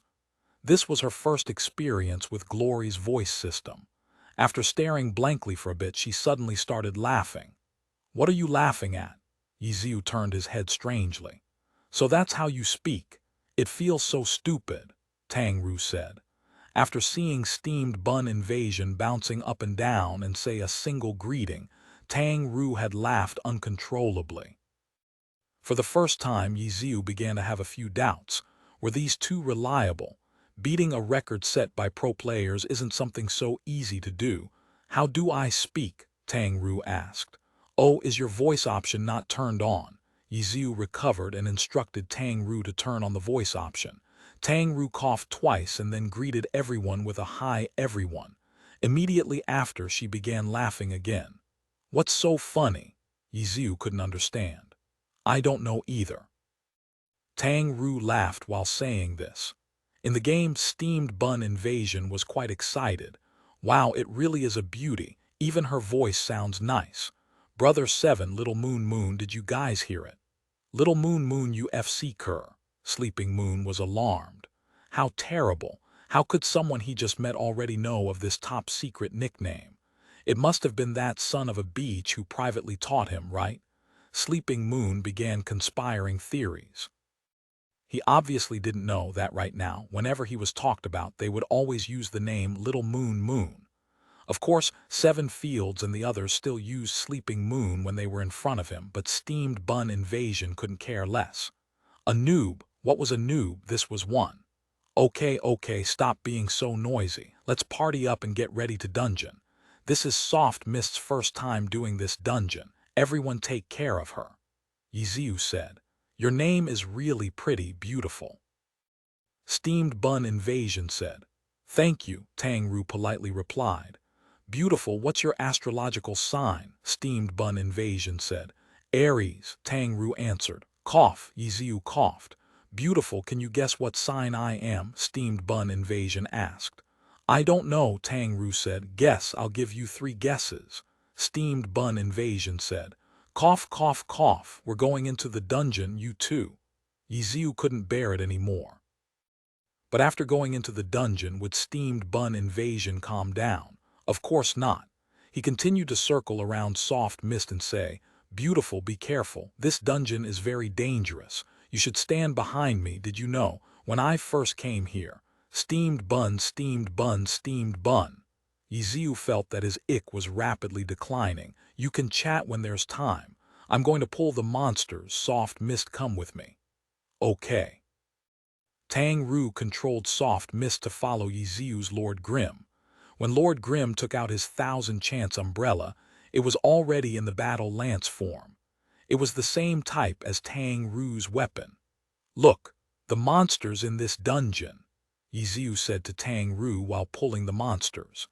He gathered together different types of monsters in combat, explaining them to her while instructing her on how to pull the monsters. Steamed Bun Invasion was very lonely. He was bouncing about in front of 7 Fields and Sleeping Moon. "Can you guys guess what sign I am?" "FCK off," the two said. Steamed Bun Invasion was gloomy. He went to the side and began drawing circles. He still felt that the beautiful girl was more gentle and kind. 7 Fields and Sleeping Moon, on the other hand, were watching Lord Grim pull monsters. The more they looked, the more they were amazed. It wasn't because of Brother Expert. They were already used to Brother Expert's skill. The one that amazed them was the girl that Brother Expert brought. After explaining and demonstrating it a few times, this girl had already begun personally going into battle. From her positioning to pulling monsters to attacking to dodging, how was this a new player who had never been to Frost Forest? Who is that person? Seven Fields muttered. With so many experts like this, as a middle-ranked players, they really did feel jealous. In fact, not just these two, but even that brawler noob over at the side drawing circles. After Lord Grimm had taught him for a bit, his skill had advanced by leaps and bounds. His hand speed was clearly faster than theirs by a large margin. Right when Seven Fields was feeling heartbroken, Brother Expert and the newly joined girl had brought back a few monsters. Bringing this bunch, Ye Xiu didn't dare use one-wave rush, but there were still a lot more monsters that were pulled than normal. Seven Fields and the two others immediately went up to support them. While fighting these monsters, Ye Xiu said this and that to Tang Ru and Steamed Bun Invasion. Sleeping Moon heard this and was baffled. He asked Seven Fields, why is he speaking so much to them? Seven Fields heard this and became heartbroken again. They're planning on setting a new record for Frost Forest at level 25. Us five? Sleeping Moon asked. Those three. Seven Fields said. 3 players, no way, right? Sleeping Moon was stunned. Seven Fields was helpless. This guy really did know how to invite trouble. He could only comprehensively explain. To set a new record, Brother Expert is needed. Brother Expert looks like he's preparing Steamed Bun and that girl to help him challenge the record. I don't know who the other 2 members are. The King's Avatar Volume 2, The Beginnings of the Thousand Chants Umbrella Chapter 98. Chapter 98. Teaching like crazy. Sleeping Moon naturally felt depressed. This clearly meant that Seven Fields and his skill weren't good enough. Sleeping Moon didn't want to accept it, but after seeing Lord Grimm, Soft Mist, and Steamed Bun Invasion, they were clearly better than them by a grade. Their constant moving and quick skill release all reflected high hand speed. The gap in their microing was difficult to see, but the fact that they could see it meant that the gap was quite large. Seven Fields and Sleeping Moon fought monsters while heartbroken. Ye Xiu was still continuously instructing the two on what to do. Sleeping Moon wanted to learn too, but he wasn't of the same class. The other side was teaching them about the battle mage and brawler. Actively asked for Lord Grimm to teach him. It'd be better to just die. In the end, Sleeping Moon thought of a way. He should stick with Sunset Clouds more. That guy was a blade master like him. If he shamelessly went to that guy to ask for guidance, then couldn't he eavesdrop and learn too? Right when he was thinking of this, he suddenly heard that guy say, "Little Moon Moon, what are you doing?" Sleeping Moon recovered and looked. He started sweating. While he was thinking he had already killed off his target, he was hacking at nothing right now. Pretending as if nothing had happened, he immediately went back to fighting. Then he heard that new girl say, "So it's this easy. When the time comes, we're going to have to pull more of them. I'm just letting you get familiar with the dungeon right now. Each monster's position, attack patterns, attack speed, movement speed, you need to pay attention to them all. Steamed Bun too," Ye Xiu said. "Why do you need to pay attention to them so much?" Steamed Bun Invasion was killing the goblins in the dungeon quite relaxed, so he didn't really take things very seriously. Sometimes the final record will only be better by a few seconds. This small difference comes from these small details. Ye Xiu explained. "So I'm not doing well enough right now?" Steamed Bun Invasion asked. "Not good enough, but it'll be enough for today. In this run, I'll just give you a rough explanation. A bit later, you go back and continue fighting in the arena. Save up your experience for now. Wait until I gather a few more people, and when the time comes, we'll practice properly." Ye Xiu suddenly had this cautious thought. It really was all because this Steamed Bun Invasion behaved too much like a noob. This type of guy wasn't stable. It's be best to spend more time practicing.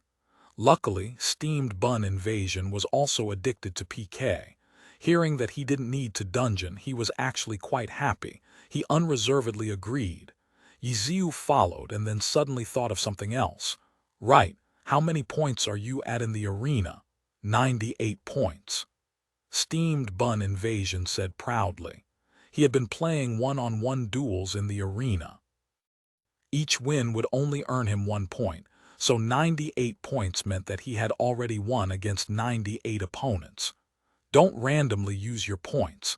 Save up until you have 250 points and then trade for a level 25 purple weapon, Ye Xiu said. The arena was similar to the pro scene. There were different types of matches that could be played. One-on-one was 1 win, 1 point. The group single elimination competition, winner stays on until defeated, was 2 points for every member on the victorious group. The team competition was different from the pro scene, though. It wasn't a 5 players and 1 sub setup. In this competition, players could set it up however they liked. 2v2, 3v3 were all fine.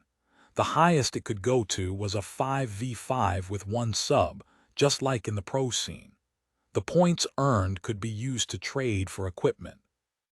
In the level 50, level 60, and level 70 stage, there was even orange equipment that could be traded. Level 50 orange equipment required 8,000 points. Level 60 orange equipment required 10,000 points.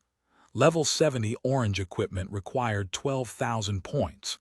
This orange equipment couldn't be obtained with just perseverance.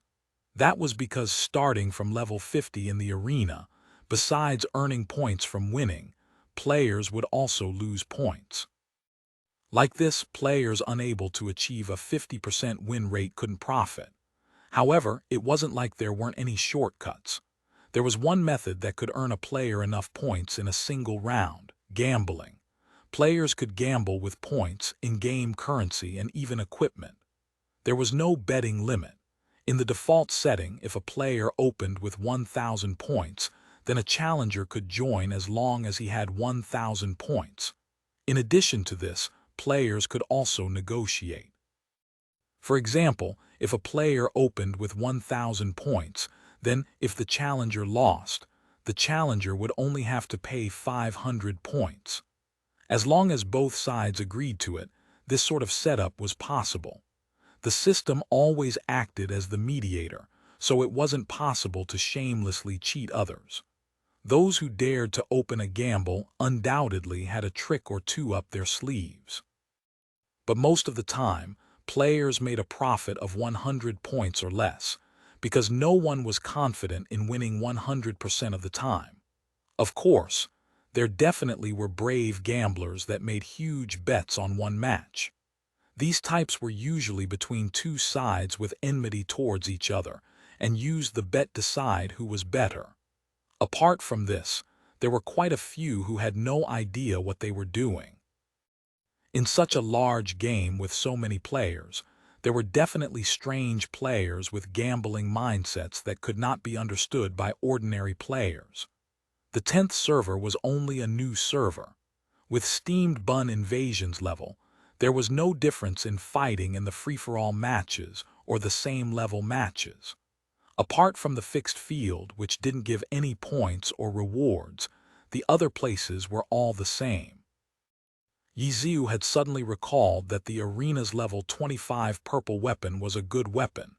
Steamed Bun Invasion was currently addicted to PK, and he just happened to have the ability to obtain this weapon and increase his strength.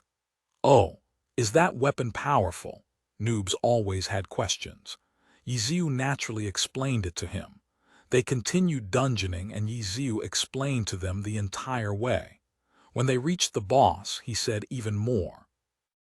This was because once the party reached a certain level, as long as they didn't make any mistakes, then the small monsters were nothing, and nothing would surprise them. On the other hand, more changes could occur during the long fight with the boss. The few seconds of time that could be improved on came from here. It was Tang Ru's first time in Frost Forest, so Ye Xiu taught her the boss's characteristics in detail. Steamed Bun Invasion had already cleared the dungeon several times already, but who else gave such a detailed explanation like this? So he learned quite a bit too. 7 Fields and Sleeping Moon had cleared it before too, so they roughly knew the dungeon. However, after hearing him, they also learned about quite a few details. especially Ye Xiu's lessons on how to deal with certain situations. A lot of those parts made the two widen their scope. In the end, this dungeon took 35 minutes to clear. All because Ye Xiu was talking too much. After leaving the dungeon, Ye Xiu, whose throat was about to catch fire from being too dry, grabbed the green tea and madly drank a few mouthfuls. He turned his head and asked Tang Ru, "How about it? Do you understand everything now?" This lesson was mainly for Tang Ru. In the end, Tang Ru was happily laughing. "No more guessing, no more guessing. I really don't know." Ye Xiu turned his head and looked. Steamed Bun Invasion was once again asking her to guess his astrological sign. A mouthful of tea almost spurted out from his nose. Fortunately, Tang Ru immediately replied, "It's all so easy." "Then go solo it," Ye Xiu said. "Solo?" Tang Ru stared blankly. "It shouldn't be a problem for you, right? It's all so easy," Ye Xiu said. "I'll clear it for you to see." Tang Ru didn't say anything further and entered the dungeon. Frost Forest Dungeon really was a lot harder than the beginner village's educational dungeons, but Tang Ru was still confident she could do it. Soft Mist left the party and then entered the dungeon alone, which made Seven Fields and the others all at a loss. "Brother Expert," Seven Fields was puzzled. "Oh, she's going to practice," Ye Xiu said. "Solo Frost Forest." Seven Fields felt as if he was going to faint. These guys weren't humans. "Ha ha, she won't be able to do it," Ye Xiu said. Although Tang Ru was no longer in the same voice channel as them when she entered the dungeon, she herself was sitting next to Ye Xiu. She directly heard it and turned her head. "Who said I won't be able to finish it?" "I said so," Ye Xiu laughed. Tang Ru didn't reply and wildly killed monsters. "You guys go look for other players to dungeon with. I'm not going to clear it for now," Ye Xiu said to Seven Fields and Sleeping Moon. Oh, as a result, the two looked for other players to party with. Steamed Bun Invasion now had a goal to trade for the purple weapon and seemed even more excited. He yelled loudly, 250, 250.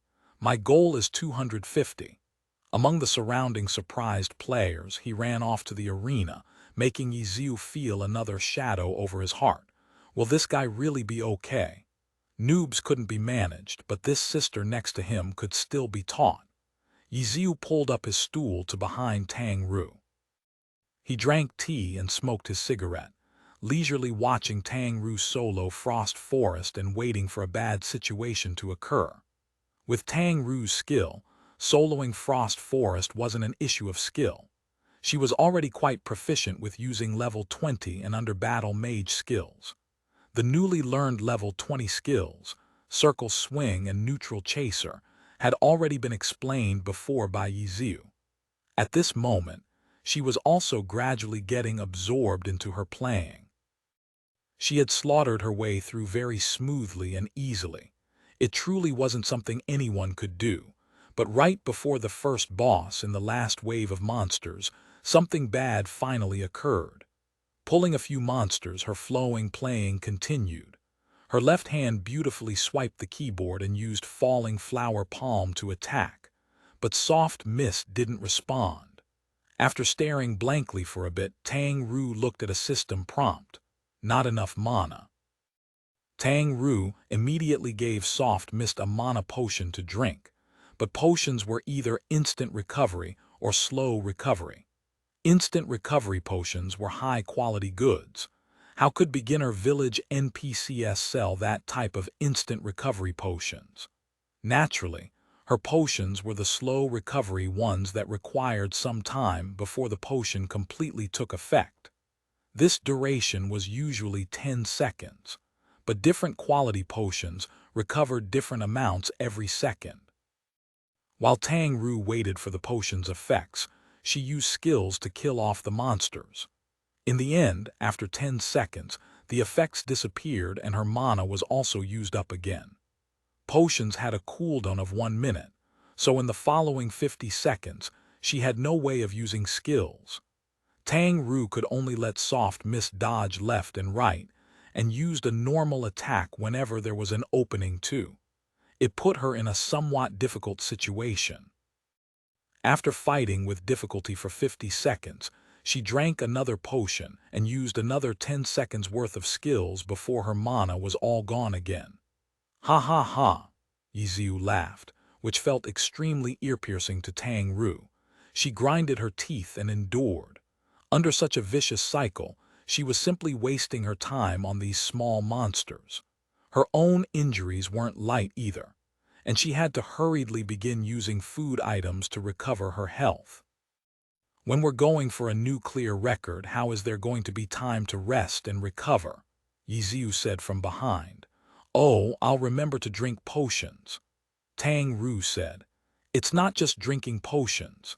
It's the rhythm for when to use your skills and potions that's needed to obtain the greatest endurance. You go to the side and watch me play for a bit. I'll show you how it's done. Ye Xiu said the King's Avatar Volume 2, The Beginnings of the Thousand Chants Umbrella Chapter 99 Chapter 99, Endurance Limit, after I finish this round. Tang Ru wouldn't let him. Ye Xiu laughed. He knew that this sister cared about his previous judgment that she wouldn't be able to finish the dungeon, so she insisted on soloing it herself. As a result, he didn't bother her anymore. He left a "call me when you're done," and then dragged his chair back to its original place. Hearing Ye Xiu's tone, it seemed like Ye Xiu didn't care at all whether she could complete the dungeon or not. Tang Ru suddenly felt quite embarrassed, but in her heart, she refused to give up and continued to solo Frost Forest. Forgetting to drink potions was a common mistake among new players. Now that Tang Ru paid attention to this problem, she wouldn't be so careless. She took note of the amount of mana that the mana potion recovered, and wouldn't wait until her mana was completely used before she used a potion. Tang Ru already felt that she was already at the limit using potions like this. But her mana still ran out, so she had no choice but to stop fighting and rest a bit. While she was resting, she turned her head to look at Ye Xiu. Ye Xiu was simply minding his own business and training. Puffing out clouds of smoke, he didn't even glance at her. HMPH. Tang Ru's fighting spirit wouldn't die out because of this. She continued to fight, stop, drink, recover. Just from potion consumption, it was already clear how much more difficult Frost Forest was. She had soloed all 3 dungeons in the beginner village, but when had she ever had such a hard time? Especially when she reached the final boss, Frost Tine. It didn't need to be said that this final boss had the most health among all of the monsters in the dungeon. Tang Ru filled up her mana bar. Adding on her potion consumption while battling, she was unable to beat the Frost Tine before her mana depleted. In the end, she had to resort to drinking a potion every minute, using her skills for 10 seconds, and then awkwardly attacking without skills for 50 seconds. She was also lucky that she had already been taught by Ye Xiu on the Frost Tine's specialties and attack patterns. If not, then if she had rashly gone to solo, she would have fallen for sure. In this battle, Tang Ru used up a lot of her red and blue potions fighting the Frost Tine. In the end, she was finally able to take down the Frost Tine, and she let out a sigh of relief as if she had a weight off of her mind. The dungeon statistics came out: time, 1 hour 33 minutes 24 seconds 49 milliseconds. Although she eventually soloed the dungeon, this didn't make Tang Ru feel any sort of sense of success. She also felt too embarrassed to call Ye Xiu over. She just sent a message to tell Ye Xiu that she had finished. "Oh, you're done." Ye Xiu received the message and sent a reply. "Yeah, you really brought a lot of potions." Ye Xiu laughed. "You should get up. Let me show you how it's done," Ye Xiu said. Tang Ru silently dragged the wooden chair to the side. She did want to see how Ye Xiu played. She secretly noted how many potions she had used and how many potions she had left. Ye Xiu dragged his chair over to sit. He lifted his hands and then let soft mist enter the dungeon. While pulling the monsters, he started explaining. If you want to reach the endurance limit, then you have to do a lot of meticulous planning and careful accounting. Although the theories are all the same in different dungeons, the methods you use won't be completely the same. First, the most basic point is to be clear on the amount of mana you have at any time. Ye Xiu said. Yeah, I pay attention to it, Tang Ru said. After that, you also have to know very well the amount of mana your skills use, Ye Xiu said. Oh, Tang Ru couldn't answer. Sky Strike, Dragon Tooth, Double Stab. She was already quite familiar with these skills, but she had truly never thought of remembering how much mana these skills used. And after that, we want to use the least amount of mana to do the most amount of damage. First, you have to know what the hidden effects of each skill is. You should have already seen them in those guides, right? Ye Xiu said. I've seen them, Tang Ru agreed. Then have you tried your best every time to do the most damage with each skill? For example, Ye Xiu talked about a skill, then Soft Mist jumped into the air. The battle lance stabbed a monster and immediately swung a circle swing. Yeah, circle swing's hidden effect is that if the arc made is greater than 180 degrees, then it will do more damage. I know this. I also do my best to do this as much as possible, Tang Ru said. Then have you fully used this skill's Aya effect? Ye Xiu said. The goblin, which had been circle swung, smashed into a group of its comrades. To maximize the damage, you have to consider the Aya effects of each skill. Ye Xiu explained while demonstrating. Although Dragon Tooth and Double Stab are single-target skills, if we knock the target into the air and then use an aerial attack, we can make the target collide with other enemies and create an Aya effect. Falling Flower Palm is an Aya attack, but its range isn't large. The palm attack can at most hit 3 monsters at the same time, but its blow-away effect is strong. An aerial attack will increase the blow-away effect. So when using this skills, it's best to knock the targets up into the air first. Using a normal attack won't be able to knock up 3 monsters at the same time. You have to use Sky Strike's diagonal knock-up effect. You've seen this in the guide, right? While Ye Xiu said this, Soft Mist stepped forward. From a side view, a Sky Strike leapt out, hitting 3 goblins into the air, but their heights were clearly uneven and they rose up and fell down at different times. At this moment, Soft Mist had already quickly turned around. Not waiting until these 3 goblins fell, he launched a falling flower palm. The 3 goblins were still in the palm's range. After being blown away, they once again smashed into a group of goblins. After these series of attacks, do you know how much health these goblins have left? Ye Xiu asked.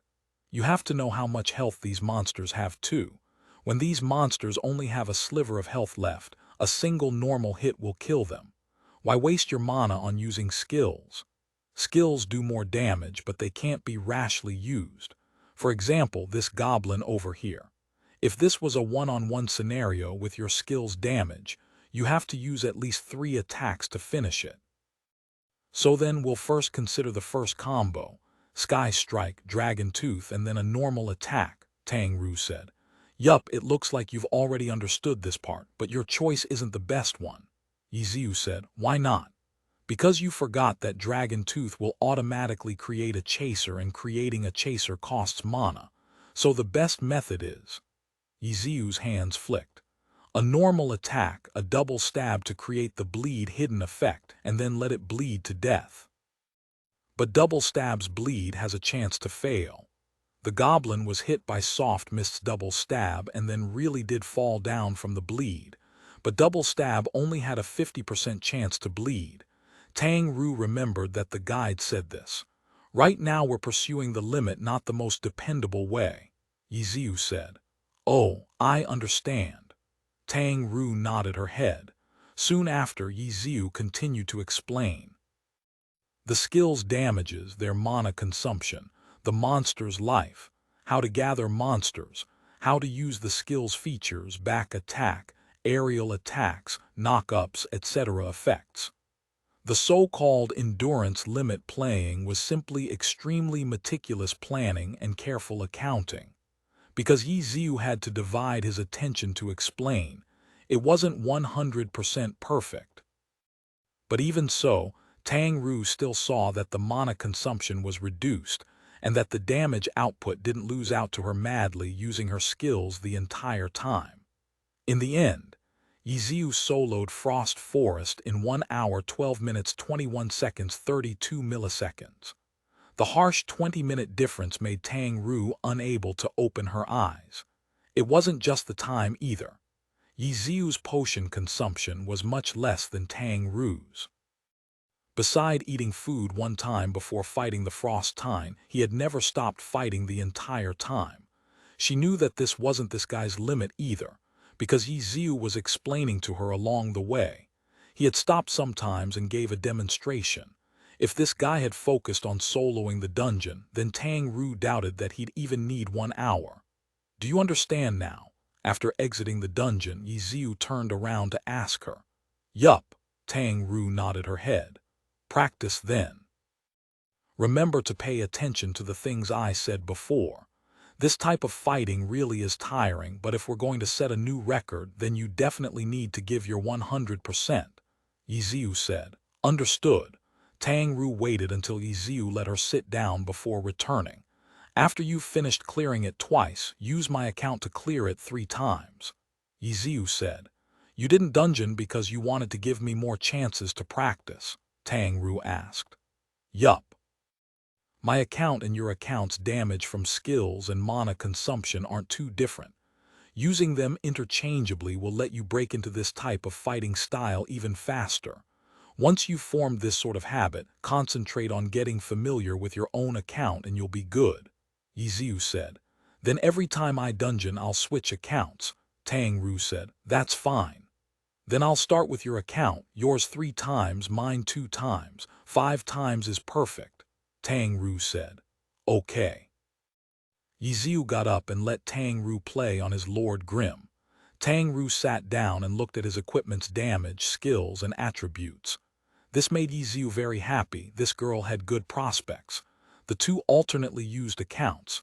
Ye Xiu trained, Tang Ru dungeoned. From time to time, Ye Xiu would turn around and give a few pointers. Tang Ru grasped it quickly.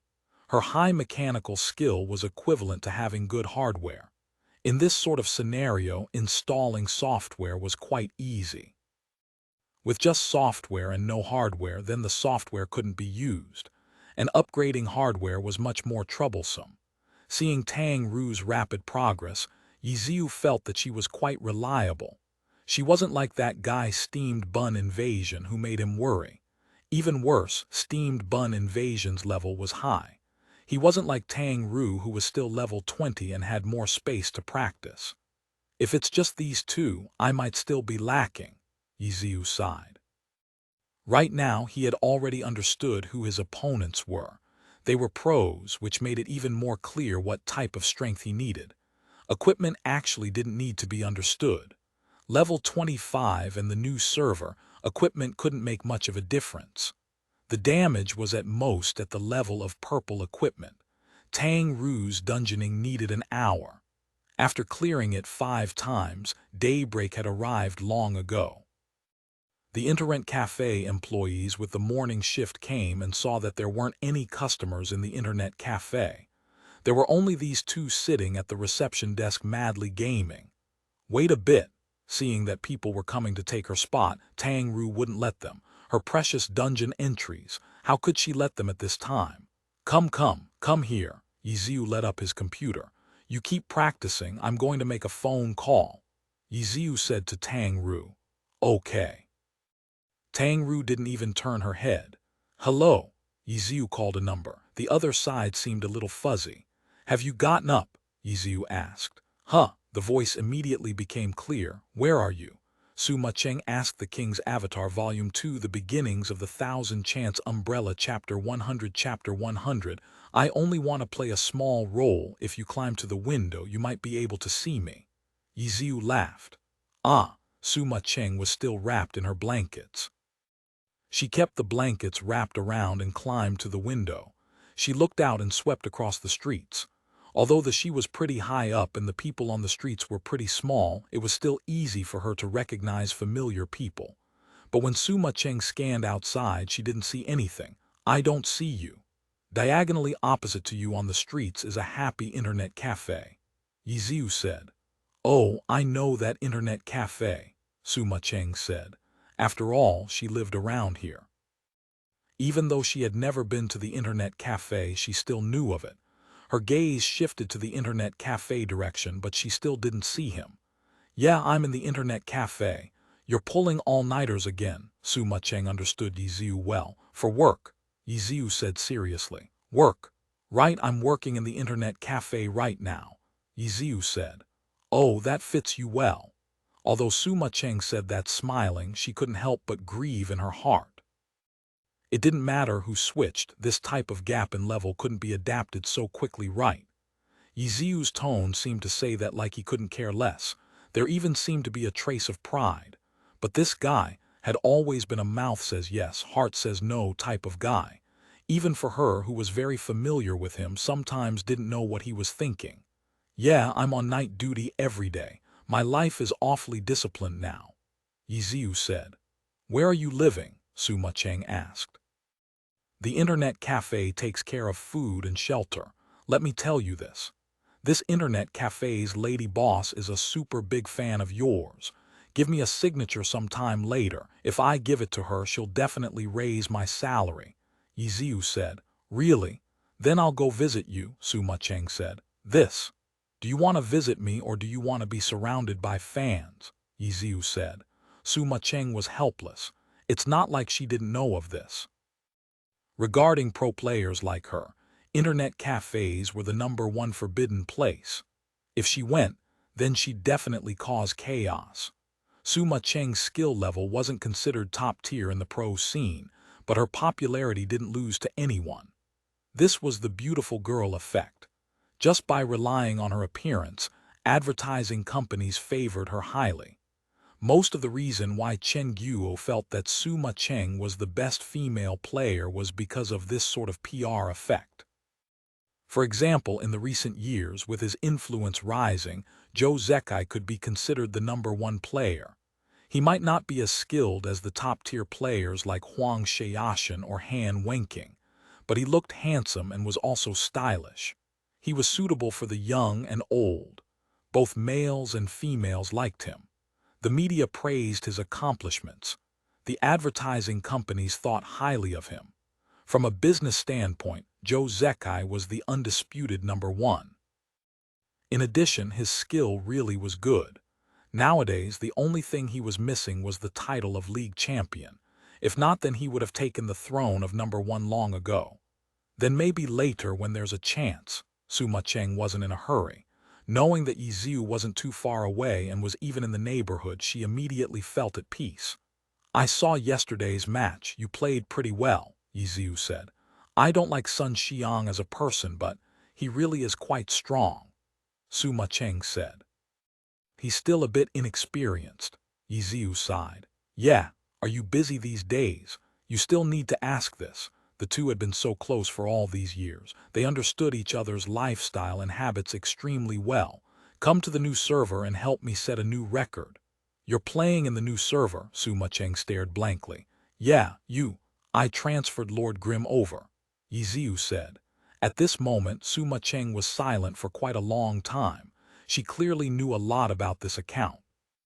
You're planning on leveling this account? Suma Cheng asked. Right. Compared to leveling, the 1000-chance umbrella is even more troublesome, right?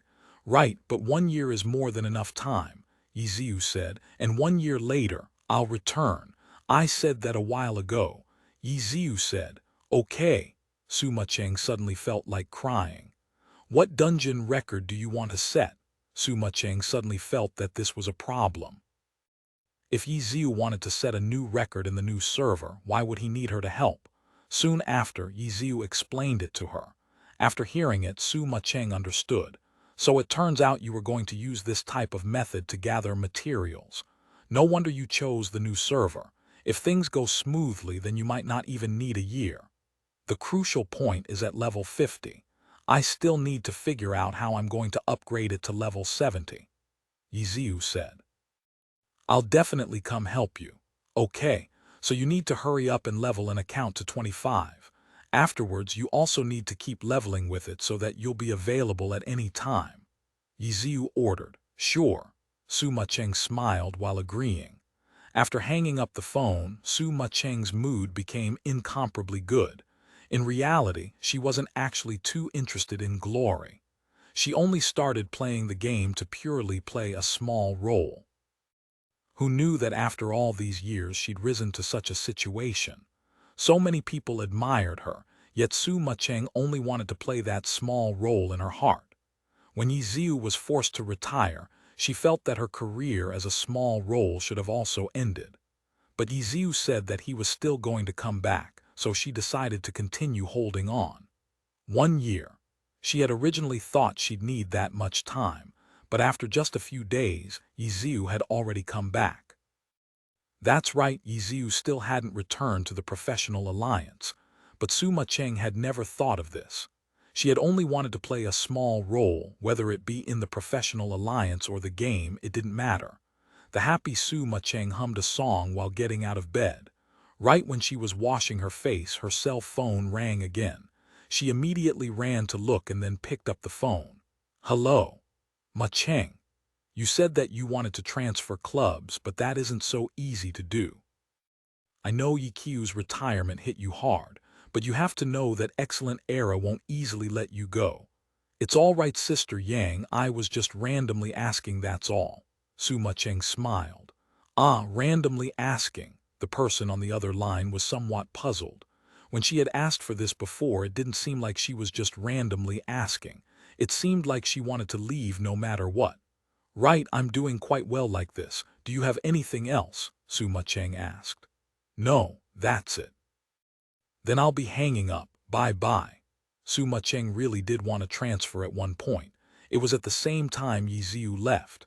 But now that she knew Ye Xiu was still here, then it didn't really matter anymore. After tidying everything up, Su Macheng wrapped herself up tightly and went out the door. When a famous person went out, then she needed to be armed.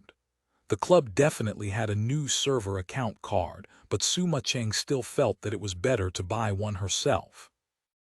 Su Macheng bought a 10th server account card at a newspaper stand diagonally opposite to Happy Internet Cafe. Carrying the new card, Su Macheng looked at the internet cafe across the street in a daze and wanted to go in to take a look. I've covered myself so tightly. I don't think anyone will be able to recognize me, right? Su Macheng thought to herself. Then she saw a person swaying side to side with a cigarette in his mouth. Both of his hands were rigidly in his pockets. His head peeped out of the door and he looked around left and right. He turned his head as if he were saying something and then came out. This person, why was he always like this? Su Macheng looked at him from far away. She didn't know why, but she wanted to laugh. In the end, after seeing the person take a few steps, he unexpectedly waved his hands at her. What? He could still recognize me like this? Su Macheng was amazed. She immediately looked around left and right to see if anyone else had noticed her. Club Excellent Era wasn't some top-secret military base. The fans in the area all knew where the club was located. There was no lack of zealous fans that would stand guard outside the club waiting to get a signature or take a picture with them, especially since this place also had the super-secret god Ye Xiu. They would sometimes even lie low like a paparazzi. Su Macheng looked left and right and didn't see anything abnormal, but she still felt that it'd be best to not go forward. She immediately put the account card into her pocket and hurriedly ran back. She snuck back to her room like a thief, locked the door, and then logged into the game. She looked up Lord Grimm. Online.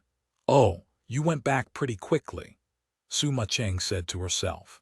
The direction Ye Xiu was previously going towards should have been to eat breakfast. She sent a friend request over, which was quickly accepted. I'm coming, Su Macheng sent the message over. The reply came a while later. Huh, are you his friend? Can you wait a moment? He's out right now, so he's not here. Su Macheng was startled. This account had the 1000-chance umbrella. How could this account just be casually thrown to the side? You are? Su Macheng asked. I'm his coworker. He went to buy breakfast. He'll be back soon. The person using Lord Grimm was obviously Tang Ru. Oh, thank you. You're welcome. Tang Ru was doing the last dungeon run of the day and finished it in a short moment. Ye Xiu had also come back with breakfast. There's someone looking for you. Tang Ru took the breakfast and gave the computer to Ye Xiu. Oh, Ye Xiu looked. A level 1 new player, he figured out who it was, but when he saw the name, he fainted. Why does it also have the word mist? Did girls nowadays like this word? What name is this? Ye Xiu sent a message. Cleansing mist. Poem, it's from a poem in the song Dynasty, Suma Cheng replied. You always like to take names from poems. Lord Grimm, etc., they're all your masterpieces. Ye Xiu returned. It makes me seem cultured, Suma Cheng replied. Then what about my one autumn leaf? You messed up a word, big sister, shouldn't it be one falling leaf? Ye Xiu said. A mistake, that's a mistake, Suma Cheng replied. Whatever, hurry up and go level, the faster the better, Ye Xiu said. Who was the person using your account just a moment ago? Suma Cheng asked. Oh, that's a sister in the internet cafe. Her mechanical skill is really good, but she's a newbie at the game. She has a lot of potential, Ye Xiu said. How could a newbie have high mechanical skill? Suma Cheng didn't understand. Fast hand speed, Ye Xiu said. Why would her hand speed be high? How would I know? Can you stop chatting? Hurry up and level for me, Ye Xiu said. Yes, sir. Suma Cheng took her new account and began to level. Champion. Individual glory. They were okay, but they weren't what she most wanted. The thing she wanted the most was to play a small role like this.